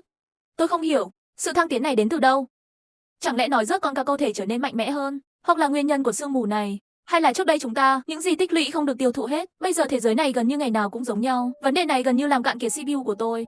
Bây giờ các anh em đều lấy tôi làm cốt lõi, tôi sợ một chút bất cẩn sẽ bồi thường hết cho họ. Nỗi sợ hãi về những điều chưa biết lại bao trùm lên trái tim tôi. Khi chúng tôi trở lại ký túc xá, trời sắp tối rồi, lúc này Tiêu Vũ Lương lại hỏi tôi, anh hai, cậu biết ngày mai, cô thể sẽ chuyển chúng ta đến đâu? Tôi lắc đầu khi nghe thấy, rồi lại gật đầu. Trong lúc nhất thời cũng không trực tiếp trả lời nhị đệ. Ý cậu là sao? Hứa Châu cũng vội vàng nói, anh hai, anh nói nhanh đi, tôi sắp chót rồi. Tôi không tiếp tục úp mở, mà là nói cho họ biết suy đoán của tôi. Ban đầu tôi đoán căn cứ sẽ có 3 nơi. Đầu tiên là Đại học Giang Thành, nhưng bây giờ đã bị loại rồi. Thứ hai là trung tâm thành phố. Lúc đầu tôi nghĩ trung tâm thành phố có nhiều khả năng hơn, nhưng sau cơn mưa thứ hai, dấu vết công nghiệp mà con người để lại trên Lan Tinh đang bị xóa từng chút một. Đến lúc đó, các tòa nhà cao tầng ở trung tâm thành phố sẽ trở thành những tòa nhà nguy hiểm, cho nên tôi mới xác định là khu vực quân sự thứ 3, bởi vì quân khu có nhiều đạn dược hơn, hãy coi đó là căn cứ, chuẩn bị cho một cuộc chiến tranh lớn. Lão đại nghe nói thì là nghi hoặc hỏi chiến tranh, mà tôi lại là ánh mắt như cưa nhìn chằm chằm ba người. Đúng rồi, chiến tranh. Lão đại lão tam lão tử, chiến tranh đã bắt đầu rồi. Lần này là cuộc chiến sinh tồn giữa các chủng tộc. Tôi biết rõ tình hình của chúng ta, bây giờ vùng đất này không yên bình, nhưng hôm nay cái kia đã trừ đi tính chất của bộ dịch bệnh trước. Chúng ta không bao giờ có thể rớt nó. Đến lúc đó toàn bộ người dân Giang Đại đều sẽ bị hại. Những gì chúng ta không biết là chỉ có thời gian trong ngày này thôi, toàn bộ dân số trái đất đã bốc hơi gần 1/20. Nếu không may gặp phải tay đột biến cấp 2, con người có thể sống sót hay không đều là vấn đề. Ngay lúc này, Tiêu Vũ Lương có chút nghi hoặc nói, tiểu tử, có chuyện gì vậy? Cái cây nhỏ đó dường như muốn đi ra khỏi không gian dị thú của hắn. Sau đó, anh chàng nhỏ bé xuất hiện trước mặt chúng tôi. Tiểu tử nhìn thấy Tiêu Vũ Lương liền có chút tức giận. Không đánh thì không chịu ra, đó là ngôi nhà lớn mà cậu đang nói đến, bên trong trống trải, thậm chí không có đất, làm thế nào để chơi trốn tìm? Không lớn bằng nơi nó từng ở. Cậu bé cảm thấy bị lừa, nhưng bây giờ lại hình như đã không thể rời khỏi Tiêu Vũ Lương. Nghĩ về những ngày buồn chán tiếp theo, nó bắt đầu câm miệng, mà Tiêu Vũ Lương thì vô cùng lúng túng, chỉ có thể kiên nhẫn dỗ dành cậu bé, còn đặt tên cho cậu bé là Lạc Anh. Tiểu tử cũng rất hài lòng với cái tên này. Ngay lúc này, trên lầu ký túc xá Giang Đại lại truyền đến một tiếng động. Anh ơi, cái gì vậy? Hứa Châu hét vào mặt tôi. Hứa Châu bị cái bóng bên ngoài cửa sổ lập tức giật mình. Mấy giờ rồi? Tôi lập tức hỏi. 1 giờ rưỡi rồi. Sao vậy? Thành Nghị có chút nghi ngờ hỏi. Lúc 1:30 tôi lẩm bẩm. Trong khoảnh khắc này, tôi dường như nghĩ ra điều gì đó. Tôi biết rồi. Anh hai cậu biết gì rồi? Nói đi. Hứa Châu nóng lòng muốn biết nguyên nhân. Tối nay không có mưa thứ tư phải không? Tôi hỏi ba người trong ký túc xá. Mưa thứ tư? Anh hai, cậu đang nói gì vậy? Sao tôi không hiểu nữa? Hứa Châu nghi ngờ nói. Đúng vậy, anh hai, hôm nay không có mưa thứ tư. Tiêu Vũ Lương chắc nịch nói với tôi. Nhị đê, cậu nói. Thành Nhất, hình như đã hiểu rồi. Nửa đêm, lý do chúng ta có thể sống bình yên như vậy là bởi vì tất cả cuộc sống đang chờ đợi cơn mưa thứ tư. Bây giờ cơn mưa thứ tư vẫn chưa đến. Một số con thú đột biến bắt đầu phát điên. Tôi em là chúng ta không ngủ được. Tôi thở dài và nói, lúc này vì không có cơn mưa thứ tư, sương mù bên ngoài cũng dần dần rút đi, linh khí trong không khí đã trở nên thờ ơ. Cái này đối với dị thú đã quen, không thể chấp nhận được, vì đã không còn nhạy cảm nữa rồi. Câu đó đoạt năng lượng của sinh mệnh khác. Cũng vậy, mà con người trong ký túc xá Giang Đại đương nhiên là gây ra cơ hội của dị thú. Lúc này trên bầu trời Giang Đại, sau đó xuất hiện một nhóm khách không mời, một đàn rơi đột bia. Lúc này tôi đứng bên cửa sổ, nhìn rõ hình dạng của rơi. Những con rơi này dài 1 mét, mắt đỏ rực. Một số con rơi đã bắt đầu tấn công bệ cửa sổ của ký túc xá, sợ đến bạn học kia liên tục kinh hãi. Anh hai, bây giờ phải làm gì? Tôi cảm thấy bên ngoài toàn là rơi. Lão Tam Hứa Châu có chút lo lắng nói, và tôi đã không trả lời câu hỏi đó. Lúc này tôi đang đếm số lượng rơi đột biến. Có khoảng hơn 100 con, mỗi con là một con thú đột biến, sẽ có rắc rối lớn đấy. Tôi đếm xong liền nhíu mày. Sớm thôi, bên cạnh ký túc xá thì truyền đến tiếng kêu thảm thiết. Điều này cho thấy đã có rơi đột biến vào trong ký túc xá. Tiếng la hét và tiếng kêu cứu tràn ngập khắp khuôn viên trường. Đại ca Thành Nhất bị tiếng kêu cứu của các bạn học hét lên, bực bội. Chúng ta ra ngoài à? Tôi nhíu mắt và nói, đợi đã. Họ sẽ đến đây sớm thôi, đến lúc đó lại cùng nhau đi ra. Dự đoán của tôi vẫn đúng. Sau 10 phút, cảnh sát vũ trang của trợ lý trong khuôn viên trường đều gọi đến. Trong đó có 3 người quen cũ của chúng tôi là Trương Hàn. Hàng chục cảnh sát vũ trang cầm vũ khí nhắm vào con rơi trên bầu trời. Theo lệnh của Trương Hà, đạn bắn vào con rơi như mưa đạn. Một số con rơi đột biến bị trúng cánh. Tiếng hét rơi, tuy nhiên, nhiều hơn là linh hoạt để tránh chướng ngại vật, đang cố gắng chống lại cảnh sát vũ trang. Có thể ra ngoài rồi, tôi xem tình huống này lập tức thành tiếng. Tại sao tôi không hiểu? Thành Nhất thần sắc phức tạp nhìn tôi nói không có gì khác. Chỉ là không muốn để mọi người nghĩ chúng tôi quá rẻ. Giờ là thời điểm thích hợp nhất. Tôi lắc đầu và nói với anh ta, đó là tất cả. Thành Nhất ánh mắt phức tạp nhìn tôi hỏi lại Lão Đại. Cậu nghĩ nó sẽ là gì nữa? Tôi thấy ý tưởng của Thành Nhất. Cũng hỏi lại, tôi tưởng cậu sẽ nói chúng ta ra ngoài quá sớm, sẽ bị bao vây. Rốt cuộc biến thể rơi khác với mấy con thú đột biến trước đó. Nó có thể bay. Tôi lập tức nghiêm túc nhìn nó. Nói không cần giải thích cho tôi biết tôi đang nghĩ gì. Lão Đại, bây giờ đã là ngày tận thế rồi, nếu cậu không thể đối mặt với sức mạnh của mình, lòng trắc ẩn thật sự không cần. Thành Nhất sau khi nghe xong cười khổ nói, tôi biết, tôi chỉ chưa thích nghi thôi. Nhưng cậu có thể cho tôi biết, những gì tôi nói, chắc là cậu cũng đã cân nhắc rồi phải không? Nhưng tôi không mở miệng, trong những ngày cuối cùng, trái tim của Đức Mẹ sẽ rớt chất bạn đồng hành của mình. Đây là một liều thuốc mạnh tôi cho Lão Đại, nếu hắn không qua được, sớm muộn gì chúng ta cũng có một ngày sẽ chia tay vì bất đồng ý kiến, sau đó bùng phát mâu thuẫn đi đến bước đó. Tốt hơn là để cậu ta thích nghi trước ngay bây giờ. Thành thật mà nói, tôi không nói gì cả. Hít một hơi thật sâu nói không nói những thứ này nữa. Ra ngoài đi, tay tôi ngứa rồi. Tiểu Vũ Lương và Hứa Châu nhìn nhau một cái, nhìn thấy một tia lo lắng trong mắt nhau. Họ cũng biết vấn đề này sớm muộn gì cũng phải đối mặt. Họ hoàn toàn tin tưởng tôi. Mà Lão Đại bây giờ có chút tình huống sẽ không phù hợp với tôi. Rồi 4 người chúng tôi bước ra khỏi tòa nhà. Trương Hàn thấy chúng tôi đi ra, cũng là đột nhiên thở phào nhẹ nhõm. Trong trận chiến ngày hôm qua, chúng tôi đã chứng minh rằng chúng tôi là hàng đầu của Giang Đại. Hiện nay trong đội vũ trang, chỉ có Trương Hàn và phó đội trưởng. Những người khác chỉ là tất cả đều là thể lực tăng cường một chút mà thôi, nhưng với vũ khí nóng, vẫn có thể liều mạng với những con rơi này. Và sau khi tôi nhìn thấy những con rơi đột biến này, dữ liệu của họ, phương pháp đã xuất hiện trong đầu tôi. Huyết bát cấp 1 dị năng thú lực lượng 22. Nhanh nhẹn 214 thể chất 22 tinh thần 3. Linh trí yếu ớt thân mật giá trị 30 dị năng huyết khí dị năng nhớ. Tái tạo hút máu. Máu đông yếu mắt. Sau khi tôi nhìn thấy sức mạnh của rơi máu, cảm thấy khó khăn. Hai kỹ năng này mặc dù tôi chưa từng thấy qua, nhưng có thể đoán nó có nghĩa là gì. Những con rơi này có khả năng phục hồi rất tốt. Nó bị trúng đạn, chỉ 2-3 phút là đã hồi phục trở lại. Những con rơi này rất nguy hiểm. Nếu không biết trước điểm yếu của nó, bản thân tôi cũng cảm thấy không thắng được. Đây là hơn 100 con rơi máu. Bây giờ, ngoại trừ 4 chúng ta, một cậu bé và các cô gái cũng tham gia vào trận chiến này. Tôi tự nhiên cũng để ý đến họ. Nhưng lúc này tôi thực sự không có tâm trạng tập trung vào sức mạnh của họ. Bởi vì con rơi máu đang tiến về phía chúng ta. Tôi đối mặt với con rơi máu đang bay về phía tôi. Lấy đèn tin ra. Máu rơi nhất thời chính là một lần. Khi rơi từ trên trời xuống, tôi trực tiếp dùng một xu đối với nó. Bây giờ thì 3 lần 5 chia cho 2. Kết quả lúc này, những người khác cũng chú ý đến quá trình chiến đấu của tôi. Mọi người đều sáng mắt. Tôi, nhanh như vậy đã phát hiện ra điểm yếu của huyết rơi. Lão Đại, Lão Tam, Lão Tứ. Rồi tôi nói, giống như 3 người ném ra 3 cái đèn tin. 3 người gật đầu, đều nhận được đèn tin của tôi. Dễ tìm ra điểm yếu. Đó là ngày trước của chúng mày. Từ Châu Ninh cười nói với lũ rơi máu. Sau đó, 3 người lập tức học được hình dáng của tôi thao tác. Không lâu đâu, hơn 20 con rơi máu đã chớp trên tay chúng ta. Rơi máu dường như cảm thấy chúng ta không tốt, ngay lập tức bỏ cuộc. Chúng tôi bay đến ký túc xá. Sau khi tôi nhìn thấy hành động của họ, trong lòng không khỏi có chút lo lắng. Con thú đột biến thông minh rất khó đối phó. Tôi em rằng thương vong tối nay sẽ không nhỏ. Mà Trương Hàn thấy vậy trong lòng cũng là vô cùng lo lắng.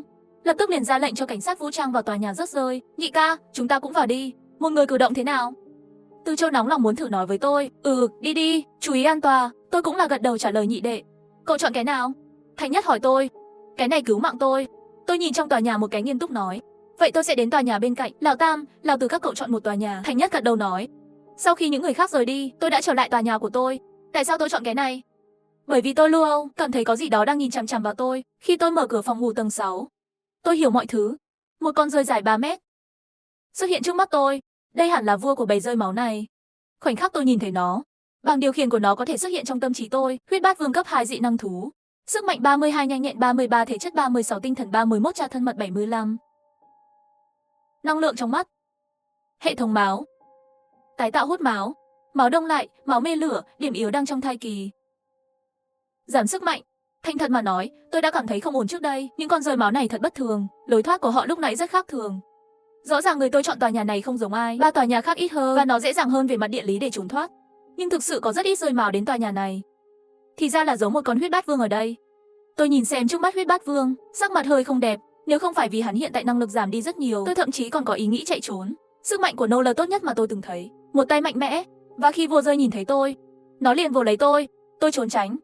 Cho dù không bị làm tổn thương, bây giờ vua rơi máu đang ở trong căn phòng nhỏ bé này. Rất khiêm tốn, đôi cánh mạnh mẽ có tác dụng rất nhỏ. Tôi đối với huyết bát vương là một cuộc tấn công tinh thần. Huyết bát vương cũng cảm nhận được sự công kích vô hình của tôi, nó cố gắng trốn tránh. Nhưng tinh thần của tôi như có mắt. Khóa nó lại. Sau khi đánh trúng, nó phát ra một trận hét thảm thiết. Nó không thể tin được nhìn tôi trước mắt. Không ngờ nó lại bị thương trong vụ này.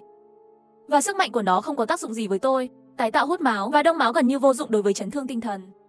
Sự quyến rũ của máu cũng có khả năng thấu hiểu. Tinh thần lực không yếu hơn vô hiệu. Nhìn toàn bộ giang đại, tôi có thể nói là hạn chế nhất sự tồn tại của huyết bát vương. Sau khi tôi thấy vua rơi máu bị thương, còn bảo vệ phía sau, suy nghĩ trong lòng, nếu tôi không nhầm, con rơi máu này chắc là đã sinh ra một nửa, liền bị tôi làm phê, nhưng lúc này tôi lại không có tâm tư để thông cảm cho nó. Một tay tôi đối mặt với vua rơi máu, lại phát động cuộc tấn công tinh thần thứ hai, và huyết bát vương cuối cùng không chịu được nỗi đau dữ dội kia, đau đớn phát ra một tiếng kêu chói tai và lớn. Tiếng kêu của nó dẫn tới tầng 6, sự chú ý của các bạn học khác chỉ là sau khi nhìn thấy con rơi khổng lồ này, tất cả đóng cửa lại và trốn đi. Huyết bát vương muốn thu hút người không phải là bọn họ.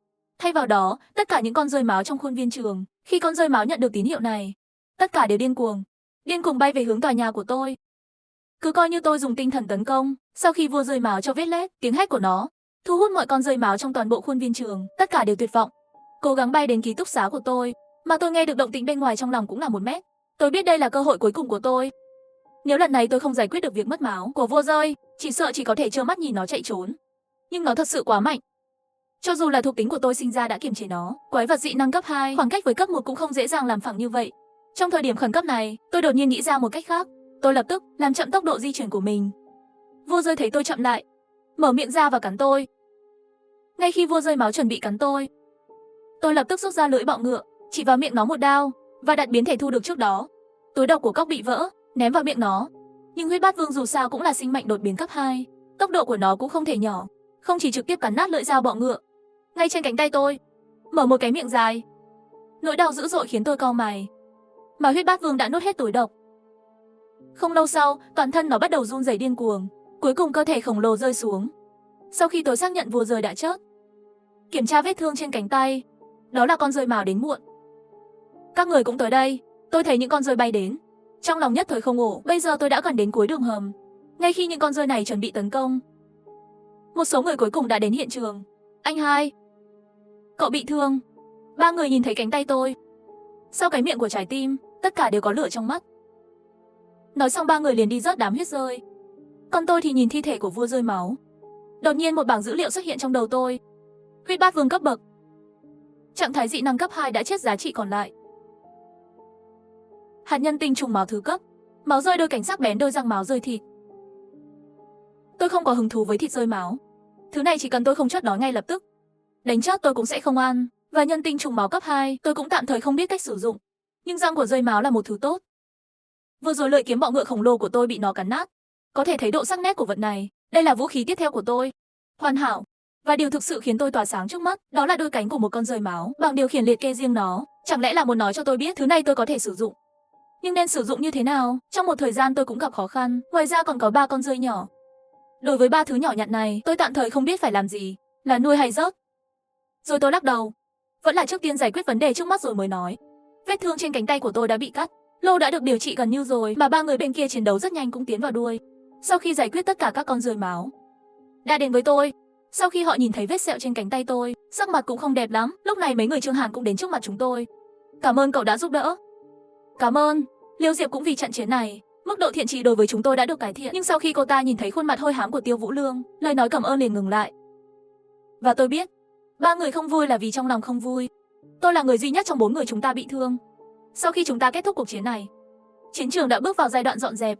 Đây là rất nhiều bạn học từ trong ký túc xá chạy ra ngoài, muốn xem có thể kiếm được chút giá rẻ không. Nhưng tôi sẽ không chiều chuộng những người này. Họ chỉ cần dám cướp chiến lợi phẩm, tôi chắc chắn sẽ đối xử với họ không khách sáo. Những bạn học này sau khi nhìn thấy ánh mắt hung ác của tôi, tất cả đều không dám tiến lên. Khi chúng ta dọn dẹp xong chiến trường, trận chiến này đã mang lại cho bốn chúng tôi một mùa màng bội thu. Chỉ riêng huyết khí tinh và đã có hơn 50 viên, chưa tính là máu, những thứ có giá trị khác trên con rơi. Tôi đã bỏ tất cả những thứ này vào không gian. Đây là Trương Hàn đi tới, hỏi tôi một câu hỏi. Bạn học Lâm Tớ, tôi thấy cậu nằm trên mặt đất, từ trên người con thú đột biến hình như đang đào cái gì đó. Cậu có thể cho tôi biết đó là gì không? Tôi không giấu giếm gì cả, nói với anh ấy đó là Kim Hà. Kim Hà, cái gì vậy? Có ích gì? Trương Hàn nghe được nghi hoặc hỏi. Còn tôi thì lắc đầu nói.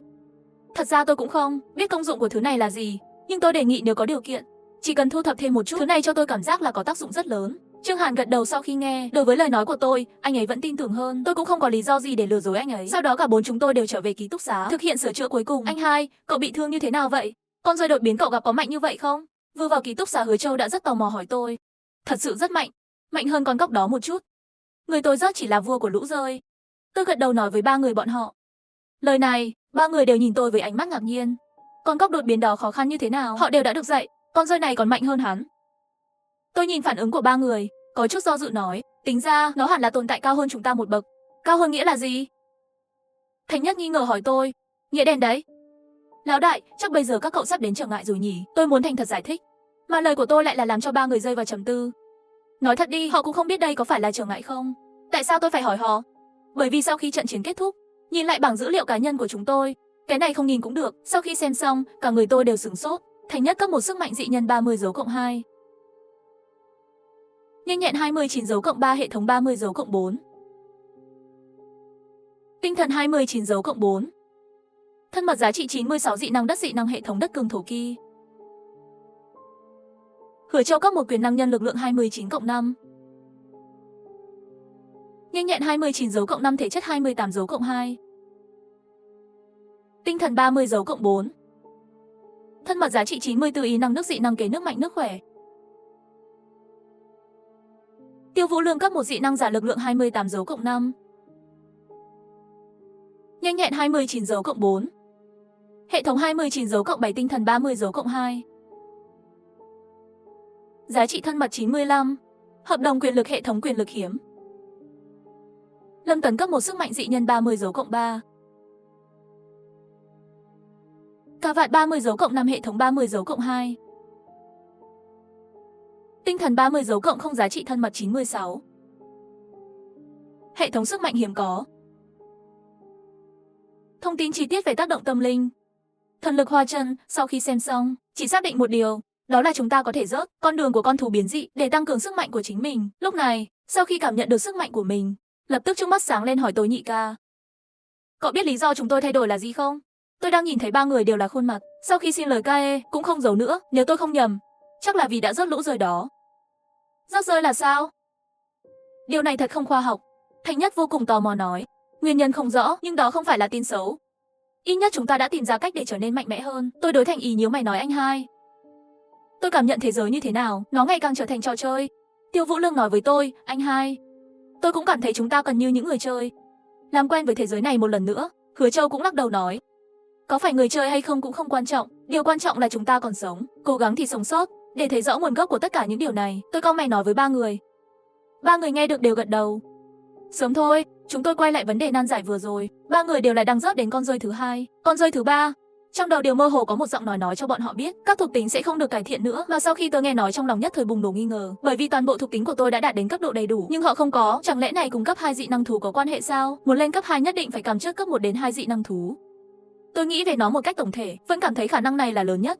Chỉ là bây giờ không có rơi máu. Thứ hai làm thí nghiệm cho tôi. Tôi nhìn ba người họ và nói, vấn đề này dừng lại trước. Sau này có cơ hội tôi sẽ cho các cậu thí nghiệm.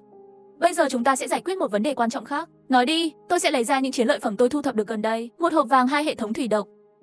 Từ kho dự trữ cóc đột biến một cái là hợp chất đúc. Từ một con chuột đột biến, 61 dòng máu. Đến từ huyết rơi, một viên huyết hệ bậc 2. Từ vua rơi máu. Đối với những thứ lộn xộn khác, tôi không lấy nó ra ngay bây giờ. Anh hai, cậu cất phần của tôi đi. Dù sao đặt ở bên này tôi cũng không có tác dụng gì lớn. Thành Nhất nói với tôi, của tôi cũng vậy. Anh hai, cậu cùng nhau cất hết đi. Tiểu Vô Lương cũng nói với tôi thì cau mày. Bây giờ, kết quả này không nằm trong dự đoán của tôi. Chẳng lẽ nói những thứ này chỉ có thể đặt trong không gian để ăn cho? Ngay khi tôi không biết phải làm gì, nhưng lại chú ý đến biểu cảm của Hứa Châu có chút không đúng. Lão Tam, đây là tìm thấy gì không? Tôi hỏi Hứa Châu, mà Hứa Châu thì là một mặt xấu hổ. Anh hai, kim hà của con cóc đột biến đó có thể để lại cho tôi không? Có một giọng nói trong đầu tôi nói với tôi, kim hà này có thể hữu ích cho tôi. Tôi nghe được lời này lập tức nghĩ đến cái gì? Dị năng của Hứa Châu là nước, và kim hà này đã bị xóa bỏ. Đó là kim hà của hệ thống đôi thủy độc. Các thuộc tính giữa chúng có phù hợp không? Sau đó, tôi liền đem nước độc và kim hà đưa cho Hứa Châu. Tiểu Châu, nếu cậu hữu dụng thì cứ nhận đi. Sau này chúng tôi sẽ phân phối chiến lợi phẩm. Chỉ cần là ai cần thì thuộc về ai. Nếu cả hai đều cờ, vậy thì xem ai đóng góp nhiều cho sản phẩm này. Nếu cậu cảm thấy tồi tệ, hãy bù đắp bằng những thứ khác. Ba người sau khi nghe lời khuyên của tôi, tất cả đều gật đầu thông minh. Lúc này đã đến giờ sáng rồi. Sương mù bên ngoài đã hoàn toàn tan biến. Hôm nay là một ngày nắng đẹp. Nhưng những biến động của thế giới này, nó không kết thúc. Thông tin liên lạc của con người lúc này đã hoàn toàn sụp đổ.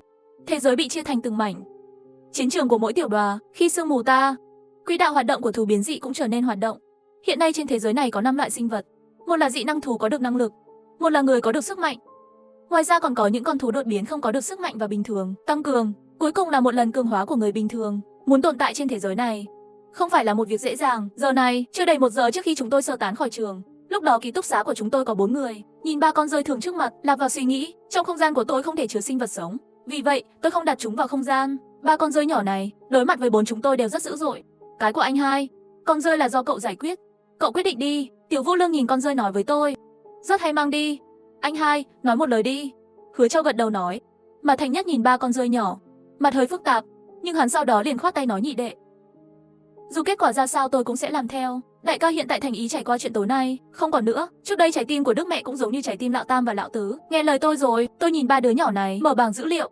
Cả 3 con số đều giống nhau. Quái vật, lại sinh vợ sức mạnh 4 nhanh nhẹ, 3 thể chất 4 tinh thần 1 tâm lực giá trị. Hệ thống máu dị năng bụng. Tái tạo hút máu. Máu đông lại, tôi nhìn thấy rồi lập tức sững sờ. 3 đứa nhỏ này sinh ra là dị năng thú cấp 1. Ngay cả trong thời kỳ cám dỗ cũng có dị năng. Nói cách khác, con cháu của quái vật dị năng cũng đều là quái vật dị năng. Đây không phải là tin tốt cho con người chúng ta. Con người không giống như những con quái vật, một năm sinh mấy tổ là mấy tổ. Rất nhanh trong lòng tôi có một ý tưởng. Lão Tứ, cậu có muốn nuôi dưỡng chúng không? Là người ký hợp đồng thứ hai, tôi nói với Tiểu Vũ Lương rằng họ không đủ tư cách. Ngoài ra, tôi không thích chúng lắm. Nhìn thấy họ tôi sẽ nhớ đến Tiểu Vũ Lương. Nói xong liền liếc nhìn cánh tay bị thương của tôi.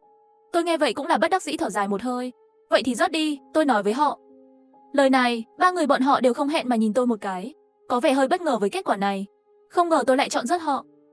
Tôi thấy vẻ mặt của họ và giải thích, tôi không muốn các cậu bị ám ảnh. Hơn nữa lão Tử nói đúng. Sức mạnh của những thứ nhỏ bé này quá tệ. Họ đang phát triển nhanh như chúng ta, chắc hơi khó. Nếu đó là mẹ của họ, có giá trị của việc lập kế hoạch. Sau đó tôi quay lại và rớt chúng một cách sạch sẽ. Sau khi 3 người họ nhìn thấy, không có nhiều thay đổi về cảm xúc. Sau trận chiến hôm qua, họ sẽ không có một loại cuộc sống có ác ý có lòng trắc ẩn. Trong sự coi thường này, bất cứ ai có lòng thương xót đều tự tìm cái chết. Sau khi tôi lấy đi tinh dịch máu của 3 con rơi máu và rời khỏi ký túc xá với 3 người, khi chúng tôi xuống dưới lầu, thấy dưới lầu ký túc xá đã đông người rồi. Tôi nhìn đám đông gì cha? Đột nhiên có một ý tưởng. Bây giờ những người trong ký túc xá về cơ bản đều đi gần xong rồi. Đối với những người không có không gian, chắc chắn sẽ từ bỏ một số thứ. Cho nên tôi lập tức nói với 3 người kế hoạch của tôi. 4 người chúng ta chia làm 2 đường đi quét hàng. Bất cứ thứ gì có giá trị đối với chúng tôi đều không bỏ qua. Dù sao vật tư bao nhiêu cũng không quá nhiều. Tất cả được coi là tiền bảo vệ của chúng tôi đêm qua. Sau nửa giờ tìm kiếm, chúng tôi vui vẻ bước xuống 1. Khi chúng tôi đến cổng trường, tôi nhìn thấy Trương Hàn đang vội đến quay mòng mòng. Cuộc di cư này lên tới gần 30.000 người. Trong đó có hàng trăm cảnh sát vũ trang. Và Trương Hàn là người phụ trách chính của hành động này. Theo kế hoạch ban đầu, người tiếp nhận căn cứ lúc này hẳn là đã gọi đến rồi. Nhưng bây giờ lại không có bóng người. Vậy trên đường đi chắc chắn có vấn đề. Đội trưởng thì sao? Bên kia đã bắt đầu kích động rồi. Cảnh sát Vương vội vàng nói với Trương Hàn. Đã có mấy cái đầu nhọn đội đầu về ký túc xá Giang Đại rồi. Đại úy, chúng ta đi chưa? Liêu Diệp cũng là sắc mặt khó coi nói. Trương Hàn nói. Nếu họ muốn quay lại, hãy để họ quay lại. Loại người này mang đến căn cứ cũng là tai họa. Lúc này, 4 người chúng tôi đã đến bên họ. Chú cảnh sát, chúng tôi được mời. Hứa Châu lớn tiếng nói với ba người bọn họ, mà Trương Hàn bị tiếng chú cảnh sát này ngây người. Sau khi anh ấy nhìn lại chúng tôi, sắc mặt khó coi cũng dịu đi một chút. Chào buổi sáng 4 bạn học. Trương Hàn chào chúng tôi. Chúng tôi vẫn ổn, nhưng chú cảnh sát, sắc mặt của chú hình như không được tốt lắm. Hứa Châu gọi Trương Hàn. Trương Hàn nghe vậy cũng là nặng nề thở dài một hơi. Bây giờ anh ấy thực sự không tốt lắm. Hứa Châu thấy Trương Hàn không nói cha, lại tiếp tục nói chú cảnh sát. Chúng tôi đến để lấy những gì chú đã hứa. Nghe thấy vậy, Trương Hàn liền nước mắt ngăn lại cảnh sát Vương. Sớm thôi, sĩ quan Vương, lấy những gì đã chuẩn bị trước lên đây. Xin lỗi, đáng lẽ nó phải được đưa cho các cậu vài giờ trước. Trương Hàn nhận lấy, đưa vào tay 4 người chúng tôi, nói cũng không muộn, vốn là thứ này đã thỏa thuận rồi. Lúc này tôi lấy vũ khí rồi cười nói. Nói xong tôi liền liếc mắt nhìn khẩu súng trên tay, đột nhiên trong lòng sửng sốt, không ngờ Trương Hàn không lừa gạt tôi. Đưa cho chúng tôi là khẩu súng trường tiên tiến nhất của Long Quốc, còn lựu đạn thì chống tăng mạnh hơn một chút so với lựu đạn thông thường. Sau đó 4 người chúng tôi cầm đồ. Sau đám đông, nói thật đi, tôi không hỏi Trương Hàn cách sử dụng súng, bởi vì tôi đã đọc trong sách trong 4 năm đại học. Mặc dù không thực sự bị thương ở tay, nhưng cơ bản vẫn không có vấn đề gì. Lúc này Tiêu Vũ Lương lại hỏi tôi anh hai, tại sao thời gian lại khác? Tôi liếc nhìn vị trí của Trương Hàn, thở dài nói rằng người nên đợi vẫn chưa đến Bắc. Trung sĩ Hàn vừa nhìn đồng hồ 3 lần. Mỗi lần nhìn thấy vẻ mặt trên mặt lại nặng nề một phần. Đây chắc chắn là đang chờ ai đó, mà người chờ đợi hẳn là quân đội chính thức. Người của đội Trần Nghị nghe, sắc mặt có chút khó coi nói, có phải là xảy ra chuyện gì không? Và tôi gật đầu đáp lại, khả năng rất cao. Bây giờ mặt đường đều biến thành đường đá, cỏ dại ở khắp mọi nơi, quái vật biến dị cũng ở khắp mọi nơi, gặp nguy hiểm là bình thường. Vậy anh hai, chúng ta có nên? Từ Châu nghĩ ra điều gì, lại đột nhiên im lặng. Tôi cũng im lặng vài giây rồi nói, tôi hiểu ý cậu, nhưng bây giờ không phải lúc. Không phải lúc. Vậy khi nào có thể? Thành Nhất tò mò hỏi. Ngay lúc này, tôi đột nhiên cảm thấy cổng trường một sức mạnh tinh thần kỳ lạ. Sau đó, tôi nói với ba người rằng đã đến lúc. Đi thôi. Nhưng khi chúng tôi gặp lại Trương Hà, bên cạnh hắn có thêm một người đàn ông, mặc dù lúc này người này có vẻ vô cùng bối rối, nhưng lưng cao và thẳng đó rõ ràng là một quân nhân. Nhưng lúc này vẻ mặt của Trương Hà thật sự rất không vui, bởi vì người này mang đến tin xấu. Bên kia căn cứ đêm qua vẫn bị dị năng thú tấn công. Liên kết những người được cử đi mở đường đều đã tản lạc. Nếu như không phải bởi vì tấn tống dị năng của hắn đặc thù, chắc cũng không đến được đây. Bây giờ muốn đến căn cứ rất khó. Còn Trương Hàn và Tần Tống trải qua một thời gian ngắn liên lạc, quyết định thế nào cũng phải đưa học sinh đến căn cứ. Ngay cả trong trường hợp thương vong nặng nề cũng phải thực hiện. Bởi vì sau trận chiến ngày hôm qua, súng, đạn dược trên người đã tiêu hao gần hết rồi, ở lại trường là chờ chết. Các sinh viên đã nghe quyết định của Trương Hà, tất cả đều bồn chồn, một số bắt đầu khóc và chửi thề, cũng có người lặng lẽ trở về khuôn viên trường Giang Đại, còn có người cố tìm cảnh sát vũ trang nói chuyện, nhưng điều này cũng không thể thay đổi được quyết định của Trương Hàn. Quyết định này giải thích cũng không phức tạp, con đường tiếp theo sẽ rất nguy hiểm, trên đường đi, cảnh sát vũ trang sẽ không chịu trách nhiệm nữa, an toàn cá nhân của họ, an toàn cá nhân là trách nhiệm của cá nhân. Nếu muốn đi thì đi, nếu không muốn thì ở lại chờ tin tức sau. Chỉ cái này thôi, cả đội mất hơn nửa người. Sau khi Tiêu Vũ Lương nhìn thấy, cảm thán nói một câu anh hai, thiếu rất nhiều người. Tôi chỉ cười và nói rằng họ thật ngu ngốc. Cơ hội tốt như vậy đều từ bỏ rồi, ngốc thì sao? Hứa Châu có chút nghi ngờ hỏi tôi giải thích cho họ. Đội trưởng Trương không tàn nhẫn như vậy đâu, gặp phải nguy hiểm trên đường hắn nhất định sẽ ra tay, mất cơ hội này. Phía sau muốn lại đến căn cứ thì rất khó, hơn nữa cho dù là có thể đi, cách đối xử nhận được cũng sẽ rất khác nhau, mà Thành Nhất thì có chút khó hiểu hỏi. Nhưng nếu theo như vậy, trên đường đi cũng sẽ rất nguy hiểm. Tôi hỏi lại và nói nguy hiểm. Khi nào không nguy hiểm? Bắt đầu từ 2 đầu trước. Thế giới này nước Mỹ một khắc liền nguy hiểm một phở, tương lai càng ngày càng đáng sợ. Bây giờ nguy hiểm không quá lớn, người lính đó đến từ căn cứ. Có bao nhiêu nguy hiểm trên đường đi, tất cả đều ở trong đầu hắn không quá nguy hiểm. Tôi nói đến đây liền nhìn thoáng qua Tần Tống. Đồng thời, bảng dữ liệu của anh ấy, nó hiện lên trong đầu tôi. Tần Tống cấp 1 dị nhân sức mạnh 22 nhanh nhẹ, 23 thể chất, 24 tinh thần, 22 thân mật, giá trị 15 dị năng dự đoán. Khả năng hiếm có và dự đoán nguy hiểm. Khi tôi nhìn thấy sức mạnh của Tần Tống, đột nhiên ngạc nhiên, người này có thể biết trước nguy hiểm. Người này sẽ tốt cho chúng ta tới căn cứ. Như vậy chúng ta có thể đến nơi an toàn hơn. Căn cứ và những cảnh sát vũ trang này, sau trận chiến rơi ngày hôm qua, thực lực của bọn họ cũng tăng lên rất nhiều. Mạnh mẽ nhất Trương Hà đã không khác nhiều so với 4 chúng tôi rồi. Tôi mở hệ thống bảng điều khiển của Trương Hà, kiểm tra một chút. Trương Hà, cấp độ 1 quyền năng sức mạnh 28 nhanh nhẹ, 27 thể chất, 29 tinh thần, 27 thân lực, giá trị 50 kỹ năng điên mạnh. Tốc độ gió, nhưng sau khi xem xong tôi cảm thấy có chút nghi ngờ. Ngoại trừ Trương Hàn và đội phó, dường như những người khác vẫn chưa thức tỉnh một giây, chỉ có cải thiện về chất lượng thể chất. Chẳng lẽ nói những người này không bao giờ có thể trở thành những kẻ dị năng sao? Và điều tôi không biết là bảng điều kỳ, con chuột đột biến vừa nuốt đầu tôi, sau Kim Hà vẫn không thay đổi. Đối với tinh chất máu và bảng điều khiển dường như không quan tâm, tôi cảm thấy là bảng điều khiển hình như không hấp thụ được. Trong trường hợp này, tôi sẽ rất nhiều hơn, dùng tay để cho bảng điều khiển ăn. Sau đó chúng tôi, 4 người liền theo đại quân rời đi Giang Thành Đại học. Gần 1 tiếng sau, chúng tôi không cách trường Đại học Giang Thành bao xa, bởi vì giờ này, chúng tôi gặp phải rất nhiều quái vật đột biến. May mắn thay, trình độ của họ không cao, mạnh nhất cũng cùng đẳng cấp với con rơi máu ngày hôm qua. Không cần 4 người chúng ta, Trương Hàn và cảnh sát vũ trang đều dễ dàng giải quyết, nhưng đó không phải là thứ tốn thời gian, mà là trên đường đi, nhiều cư dân đã theo kịp đội quân lớn. Đối với những người này, Trương Hàn cũng đều chọn mang theo. Điều này làm cho quân đội lớn tăng mạnh hàng chục ngàn người. Nhưng khoảnh khắc vừa rời khỏi thành phố, cái nhìn sâu sắc của tôi, nó khiến tôi cảm thấy nguy hiểm. Tôi không khỏi phải nói với 3 người trong ký túc xá, có nguy hiểm, chú ý an toàn. Khi tôi nói điều này, 3 người còn lại đều sửng sốt. Nguy hiểm gì? Ngay khi 3 người muốn hỏi tôi rõ ràng, nơi xa rừng rậm bỗng nhiên truyền đến tiếng sột soạt. Đây là một đàn mèo hoang, trước ngày tận thế, chúng đều là mèo hoang. Khoảnh khắc tôi nhìn thấy họ, sắc mặt có chút khó coi. Trước mắt bầy mèo hoang này sau khi trải qua biến dị, kích thước cơ thể của chúng không kém gì người lớn, con hổ đông bắc thậm chí còn dẫn đầu, trông còn to hơn nữa. Khoảnh khắc tôi nhìn thấy nó, dữ liệu của nó trở thành, nó hiện lên trong đầu tôi. Hỏa cúc cấp 2 dị năng thú sức mạnh 34 nhanh nhẹ, 38 thể chất, 34 tinh thần, 32 thân mật, giá trị 35 dị năng. Quả cầu lửa, lá chắn lửa, điểm yếu của ngọn lửa. Tôi sửng sốt sau khi nhìn thấy, tôi hoàn hồn, đây là lần đầu tiên nhìn thấy bàn tay đột biến không có điểm yếu. Con mèo này có lá chắn, có tăng tốc, có sát thương, cùng với khả năng săn mồi mạnh mẽ của loài mèo, nó không phải là thứ chúng ta có thể đối phó. Đồng thời, Tần Tổng cũng rất ngạc nhiên, nhận thức trước nguy hiểm của anh ta không thể quá thường xuyên nhiệm vụ, cho nên cũng không cảm nhận được nhóm này. Sự tồn tại của quái vật, sự xuất hiện của đàn mèo hoang này lập tức gây ra không ít náo động. Dưới sự chỉ huy của Trương Hà, cảnh sát vũ trang lập tức dàn trận nghênh địch. Những người quyền năng trong đội cũng lần đầu tiên đứng ở phía trước. Lúc này, Lao Từ Tiểu Vũ Lương nghi hoặc nói với tôi, nhị ca, dường như mục tiêu của nó là chúng ta. Tôi nhìn hoa cúc lửa đang tới, nghiêm túc gật đầu. Mục tiêu của con hoa cúc này không phải là những người bình thường, mà là 4 chúng ta. Cuộc sống càng mạnh mẽ, càng có ý thức lãnh thổ. Nó là vị vua của khu vực này, chống lại 4 chúng tôi. Bởi vì chúng tôi xâm phạm đến lãnh thổ của ngọn đúc này. Tôi thấy vậy lập tức quay người rời đi. Quân đội không thể chiến đấu với nó ở đây. Trương Hàn thấy vậy cũng nhíu mày. Nhưng đối mặt với khó khăn trước mắt, nó cũng không ra tay được. Có gần 30 con mèo hoàng cỡ hổ âm ư. Mỗi cái đều khó đối phó. Bây giờ 4 chúng ta chạy hết sức, cũng chỉ cách hoa cúc lửa chưa đầy 2 km. Tốc độ của hoa cúc nhanh hơn chúng ta nhiều. Anh hai, nó đến rồi. Hứa Châu nói xong lời này vội vàng tránh nói, tôi hiểu. Kể từ khi nó đến đây, chúng tôi cũng phải cho xem một chút màu sắc. Xong, tôi đã ăn một trận chiến tinh thần với hoa cúc lửa. Sau khi trúng hoa cúc lửa, nó lập tức phát ra một tiếng kêu chói tai. Nhưng hoa cúc dù sao cũng là dị năng thú cấp 2, sức sống và khả năng phục hồi của nó thật phi thường. Sau khi nó điều chỉnh trạng thái của mình, xịt vào chúng tôi, đây là một quả cầu lửa cỡ chậu rửa mặt. Khi tôi nhìn thấy quả cầu lửa, mặt tôi thay đổi, hơi thở chứa trong quả cầu lửa này cực kỳ mạnh mẽ. Ngay khi quả cầu lửa sắp đánh chúng tôi, Hứa Châu ngưng tụ một bức tường nước màu đỏ máu, chặn trước mặt tôi. Ngay lập tức ngăn chặn cuộc tấn công của quả cầu lửa. Hứa Châu dị năng so với hoa cúc lửa tệ hơn một chút. Giây tiếp theo, quả cầu lửa vẫn xuyên qua bức tường nước của Hứa Châu đến với tôi, nhưng sức mạnh của quả cầu lửa đã rất yếu rồi.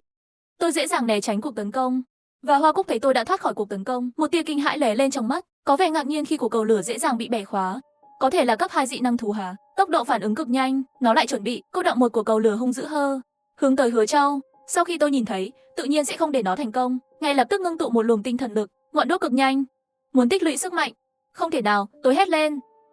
Lúc này hoa cúc lửa đang tập trung hết sức vào quả cầu lửa ngưng tụ, nhưng không ngờ, tinh thần lực của tôi như vậy đột ngột đánh tới, lập tức lại hét lên một tiếng. Thân hình cũng không tự chủ được lắc lư, quả cầu lửa vừa ngưng tụ cũng mất kiểm soát, trực tiếp nổ tung trước mặt hắn. Ngọn lửa lập tức bao bọc nó trong đó. 4 cơ hội tốt. Tôi sẽ hét vào mặt Tiểu Vũ Lương đi, đã chờ lâu rồi. Tiểu Vũ Lương cười lạnh một tiếng, thân ảnh lập tức lóe lên trước mặt Hoa Cúc. Cầm răng nanh của vua rơi máu đâm mạnh vào một con mắt của Hoa Cúc lửa phát ra một tiếng kêu thảm thiết, vẫy móng vuốt giận dữ. 4 chúng ta nhân cơ hội này, lại một lần nữa cách xa nó. Tôi biết, muốn trong thời gian ngắn giải quyết nó là không thể nào. Hai nội kinh hoàng kỳ lạ có thể chịu đựng được, tôi đã được dạy rồi. Lúc này Hoa Cúc mang theo lửa giận lại hướng về phía tôi. Nhưng vào giây phút cuối cùng nó tấn công, nó đột nhiên xoay người, dùng bút lửa, thân hình lập tức biến thành một tia lửa, di chuyển đến bên cạnh Tiểu Vũ Lương. Tôi nhìn thấy hành động của Hoa Cúc lập tức sắc mặt thay đổi lớn. Hoa cúc lửa này còn có thể có ánh nắng mặt trời. Cẩn thận, tôi hét vào mặt Tiểu Vũ Lương, đồng thời thân hình xông về phía Tiểu Vũ Lương, nhưng tốc độ của Hoa cúc thật sự quá nhanh, tôi không có thời gian để dừng lại. Mà Tiểu Vũ Lương khi nghe thấy tiếng gọi của tôi, lúc này mới phản ứng lại, nhưng móng vuốt của Hoa cúc lửa đã gần trong tầm tay rồi. Vào thời điểm quan trọng này, Lạc Anh đột nhiên xuất hiện trên bầu trời Tiểu Vũ Lương, mưa hoa anh đào trên bầu trời rải lên ngọn đuốc. Những cánh hoa này nhẹ nhàng đáp xuống mắt còn lại của ngọn đuốc. Mặc dù không có khả năng gây chết người đáng kể, nhưng lại thành công che khuất tầm nhìn của nó, can thiệp vào hành động của nó. Hoa cúc lửa giận dữ vẫy tay, cố gắng phân tán những cánh hoa này, nhưng cơn mưa hoa anh đào này giống như cơn mưa mùa xuân, không ngừng, khó phân tá. Có vẻ Tiểu Vũ Lương cũng lập tức đi theo cánh phía sau. Tôi thấy vậy trong lòng lập tức thở phào nhẹ nhõm. Đại ca, tôi muốn nó chết. Từ Châu kiên quyết nói với tôi. Sau đó nhanh chóng triệu hồi một mũi tên nước màu máu, nhắm vào con mắt còn lại của Hoa Cúc và tấn công. Hoa Cúc Lửa rõ ràng cảm nhận được rồi mối đe dọa trước người từ cuộc tấn công Hứa Châu, nó theo bản năng muốn tránh đi, nhưng tôi lại tập trung tinh thần, cố gắng đánh chính xác vào não của Hoa Cúc Lửa, làm cho tốc độ phản ứng của Hoa Cúc trở nên cực kỳ chậm. Đồng thời, Lão Đại cũng giải phóng thung lũng tường đất, chặn lối thoát của Hoa Cúc. Hứa Châu nước bắn tung tóe, đánh chính xác vào mắt còn lại của nó. Hoa Cúc lại phát ra một tiếng hét thảm thiết, thân thể cũng bắt đầu rung động dữ dội. Không phải không có điểm yếu sao? Bây giờ không phải là có sao? Tôi thấy cảnh này, chế nhạo một tiếng nói, một con mèo đột biến mất cả hai mắt. Phải dễ đối phó hơn một chút, bởi vì mèo ban ngày vốn không phải sống bằng mắt. Và trận chiến này kéo dài hơn 1 giờ. Cả 4 chúng tôi đều cố gắng hết sức, đã phải trả một cái giá không nhỏ, nhưng với sự điều trị kịp thời của Vòng Hoa, không bị thương nặng lắm. Cuối cùng dưới sự tấn công của 4 người chúng ta, Hoa Cúc rơi xuống đất, hoàn toàn mất đi khả năng phản kháng.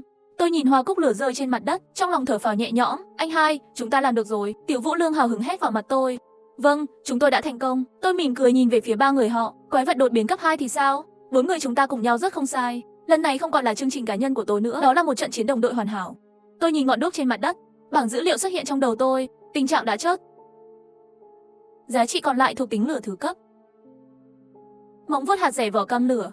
Thịt mèo cam, sau khi tôi nhìn thấy nó, trái tim tôi đã bị lừa, nói với 3 người kia, chúng ta cùng nhau nhanh chóng xử lý nó đi, cuộc chiến bên kia chắc cũng đã kết thúc rồi, không lâu nữa. Chúng tôi đốt lửa, nhưng thứ có giá trị của Hoa Cúc được cất đi, sau đó đi về hướng quân đội lớn. Khi chúng tôi đến lực lượng lớn, Trương Hà, cuộc chiến của họ cũng đã bước vào giai đoạn dọn dẹp chiến trường. Cậu Lâm, cậu không sao chứ? Trương Hạn thấy chúng ta trở về, quan tâm tiến lên hỏi, tôi hơi lắc, đâu có nghĩa là chúng tôi ổn. Các cậu trở về tôi cũng dễ dàng hơn một chút. Vậy thì đi thôi. Trương Hàn nói xong với chúng tôi, sau đó lại nói với cảnh sát Vương, nhận được rồi, đi ngay. Cảnh sát Vương hét lên với quân đội lớn. Đội quân lớn mấy chục ngàn người này lại lên đường. Và tôi đã tìm thấy Trương Hàn sau một thời gian. Muốn nói chuyện với anh ta một vụ làm ăn. Bạn học Lâm, cậu muốn dùng kim hà của vua rơi máu này, đổi cho tôi mấy cái hộp vàng đa sắc. Trương Hàn vô cùng nghi hoặc hỏi tôi. Vâng, nếu có thể đổi thêm. Chú có thể đặt giá. Tôi vẻ mặt lạnh nhạt nói. Bạn học Lâm, nếu cậu có thể trả lời tôi một vài câu hỏi, những thứ này tôi có thể làm chủ tặng cậu mấy cái. Trương Hàn im lặng một lát nói. Tôi nghe nói câu mày, nhưng vẫn đồng ý nói. Chú hỏi câu hỏi đầu tiên. Sao cậu biết nhiều thế? Có vẻ như cậu có thể dễ dàng nhìn ra điểm yếu của con thú đột biến. Trương Hàn dùng giọng tò mò hỏi. Câu hỏi này tôi có thể trả lời chú, đó là bởi vì khả năng của tôi đặc biệt. Tôi vẫn rất bình tĩnh nói. Đặc biệt như thế nào? Trương Hàn hỏi tôi. Chi tiết tôi không tiện nói thêm, đây là quyền riêng tư của tôi, chú chỉ cần biết, tôi có thể so sánh với người khác, nhìn thấy điểm yếu của quái vật đột biến nhanh hơn là được. Tôi không thương tiếc từ chối câu hỏi của anh ta. Được rồi, tôi sẽ đổi câu hỏi khác. Bạn học Lâm, cậu định nghĩa thế nào về sức mạnh của những con thú đột biến này? Trương Hà lại hỏi tôi. Tôi nhìn Trương Hà, không trả lời câu hỏi này ngay lập tức. Lao cáo già này rõ ràng không phải dạng vừa sợ vấn đề này. Khi anh ta nhìn thấy con rơi máu, đã có rồi. Nhưng những điều này cũng không phải là không thể nói. Quên đi, tôi nói trực tiếp cho chú cũng không được. Nếu dùng sức mạnh của tôi, không có khả năng gì cả. Nhưng thật ngạc nhiên, tôi gọi nó là con thú đột biến. Có dị năng thì là dị năng thú. Từ khi bắt đầu dị năng thú tôi đã định cực cho chúng. Tôi giải thích với Trương Hàn. Định cực? Trương Hàn nghi ngờ hỏi. Chính xác, những con rơi đã bao vây chúng ta. Và con cóc đột biến mà chúng tôi đã giải quyết ngày hôm qua, tất cả đều thuộc về cấp 1, và con rơi khổng lồ và con mèo đột biến là cấp 2, tôi trả lời với Trương Hàn. Cấp độ 2, đây là theo định nghĩa gì? Trương Hàn tiếp tục hỏi đi. Còn tôi thì nhìn chằm chằm vào Trương Hàn, ngay sau đó bảng điều khiển của anh ấy xuất hiện trong tâm trí tôi. Cấp độ Trương Hàn. Sức mạnh cấp 1 30 nhanh nhẹ. 28 thể chất 30 tinh thần 29 thân lực giá trị 60 dị năng phong kỹ năng. Tăng cường gió. Sau khi xem xong tôi lại nói với anh ta, vấn đề này chú sẽ sớm biết thôi. Sau một vài trận chiến, chú cũng có thể cảm nhận được điều đó, đó là ngưỡng của cấp 1 và cấp 2. Trương Hàn bị câu nói này của tôi nói sửng sốt. Rõ ràng là anh ấy không cảm thấy gì cả, nhưng làm sao tôi biết được? Chẳng lẽ tôi đã? Anh ấy nhìn vào đôi mắt sâu thẳm của tôi, có chút không dám làm đối thủ với tôi, nhưng vẫn hỏi một câu cuối cùng. Bạn học Lâm, cậu nghĩ gì về thảm họa này? Tôi đã từng nghĩ về vấn đề này, nhưng bây giờ tôi có một ý tưởng mới. Đây là một thử nghiệm sau khi phá vỡ thiên đường của kẻ mạnh, địa ngục của kẻ yếu. Quá trình này sẽ đầy những bài hát buồn của máu và lửa. Chiến thắng sẽ tích lũy sức mạnh để bước vào kỷ nguyên mới. Thất bại thì không khác gì rơi xuống đáy. Trương Hàn sau khi nghe được quan điểm của tôi thì cả người đều ngẩn người. Hắn làm sao cũng không ngờ tôi có thể nghĩ xa như vậy. Đội trưởng Trương, bây giờ đấu tranh với những điều này không có tác dụng gì. Thay vì lãng phí thời gian vào những vấn đề này, không bằng nhanh tay nâng cao sức mạnh. Theo tôi, con đường tiếp theo sẽ khó khăn hơn. Trương Hàn lập tức im lặng. Hắn biết tôi đang nói về việc chúng ta đến căn cứ, cũng là đang trả lời câu hỏi mà anh ta không hỏi. Đây là 6 hộp vàng. Đó là phần thưởng của cậu khi trả lời câu hỏi của tôi. Nói đi, lấy đồ ra khỏi ba lô đưa cho tôi.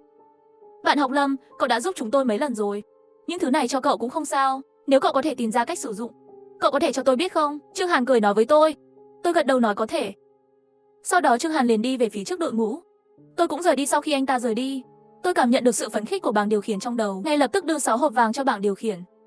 Bảng điều khiển sau khi nhận được hộp vàng, lập tức vào chế độ sạc. Và tôi không biết tại sao luôn cảm thấy bảng điều khiển này sẽ có những thay đổi sau khi sạc xong. Anh hai, cậu đã ở đâu vậy? Tôi tìm cậu lâu rồi. Lúc này Hứa Châu đến gần tôi và nói. Tôi vừa nói chuyện với một nhóm. Tôi mỉm cười nói với Hứa Châu. Sau đó tôi nhìn vào bảng điều khiển của bốn chúng tôi. Thành nhất cấp độ một sức mạnh dị năng 30 nhanh nhẹ. 29 dấu cộng 1 thể chất 30 tinh thần 29 dấu cộng 1 giá trị thân lực 96 dị năng. Tường đất. Thổ khiên Hứa Châu cấp. Sức mạnh 1 cấp 30 dấu cộng 1 nhanh nhẹ. Hệ thống 30 dấu cộng 1. 30 dấu cộng 2 tinh thần 30 tâm lực giá trị 90 từ tất năng nước dị năng hệ. Nước mạnh nước khỏe Tiêu Vũ Lương cấp bậc. Cấp 1 sức mạnh 30 dấu cộng 2 nhanh nhẹ. 30 dấu cộng 1 thể chất 30 dấu cộng 1 tinh thần 30 thân mật giá trị 95 dị năng. Hệ thống năng lượng hiếm có. Lâm Tấn cấp 1 sức mạnh dị năng 30 nhanh nhẹ. Không thể chất 30 tinh thần 30 sức mạnh. Hệ thống tâm linh hệ thống dị năng hiếm có. Cái nhìn sâu sắc về tác động tinh thần, sức mạnh tinh thần là hiển nhiên. Bốn chúng ta bây giờ đều đã ý kiến đầy đủ rồi. Nhưng chúng ta đang đối mặt với một vấn đề. Chúng ta nên đột phá như thế nào? Vừa rớt ngọn đuốc đó. Mức độ sức mạnh của tôi không hề thay đổi. Tôi cau mày nói với ba người. Chúng tôi bây giờ 4 người chắc đã đến ngưỡng cấp 1 rồi. Nhị ca, tôi cũng cảm thấy được cái kia đạo chướng ngại. Nhưng không biết tại sao, tôi luôn cảm thấy thiếu một cái gì đó. Tiểu Vô Lương nói với tôi cũng vậy, tôi luôn cảm thấy muốn đột phá. Nhưng đó là nhược điểm. Cụ thể là cái gì cũng không rõ ràng. Thành Nhất cũng cau mày nói với tôi. Nhưng Hứa Châu thì không nói gì. Mà là lấy ra con cóc đột biến kia, Kim Hà nói. Tôi không có. Bây giờ dường như tôi có chút muốn hấp thụ năng lượng bên trong nó. Tôi nghe nói lập tức ngạc nhiên. Cái gì? Cậu muốn hấp thụ nó? Tôi cảm thấy mình có nhu cầu với nó. Nhưng cảm giác này lại không mạnh. Hứa Châu nuốt nước miếng nói. Tôi nhìn Hứa Châu dường như nhớ ra điều gì đó. Quyền năng của Hứa Châu, nếu tôi không nhầm, chắc là thuộc tính của nước. Nhưng Kim Hà này là nơi sinh sống của thủy độc. Tôi sợ là Hứa Châu có chút loại trừ tính chất độc của sông nội. Đại ca, nhị ca, tôi có thể hấp thụ nó không? Hứa Châu khát vọng hỏi tôi. Chờ đã. Trước khi tìm hiểu tình hình, tôi cũng không thể phán xét cậu hấp thụ nó sẽ có vấn đề gì. Tôi cau mày nói với cậu ta. Được rồi, Hứa Châu mặc dù có chút thất vọng nhưng vẫn làm theo lời tôi. Nhưng ngay khi anh ta đặt Kim Hà này vào tối, tay phải của cậu ta lại bị một bên nắm lấy, cắt một lỗ nhỏ. Mà khoảnh khắc máu vết thương tiếp xúc với Kim Hà, năng lượng bên trong Kim Hà như thể được dẫn dắt bởi một sức mạnh bí ẩn nào đó, điên cuồng đổ vào cơ thể Hứa Châu. Tôi thấy cảnh này, cảm thấy không thể tin được. Ba chúng ta lúc này tất cả đều nhìn chằm chằm Hứa Châu, nhưng lại thấy biểu cảm của Hứa Châu trở nên kỳ lạ lạ thường. Trên mặt cậu ta lúc nào cũng lộ ra vẻ thoải mái, như thể đang hưởng thụ niềm vui chưa từng có. Đôi khi đau đớn, giống như bị lửa và băng cùng lúc ăn mòn. Cảm giác cực đoan này làm biến dạng khuôn mặt của Hứa Châu. Anh hai, bây giờ phải làm sao? Giọng nói của Tiêu Vũ Lương với một tia lo lắng và bất lực hỏi, còn tôi thì cau mày, mắt nhìn về phía Hứa Châu. Ngay lúc này, tôi đột nhiên phát hiện bảng điều khiển ở Hứa Châu cấp độ. Hứa Châu cấp 1 quyền năng. Đột phá sức mạnh 30 nhanh nhẹ. 30 thể chất 30 tinh thần 30 thân lực giá trị 94 dị năng. Nước biến thành nước độc năng lượng. Nước mạnh.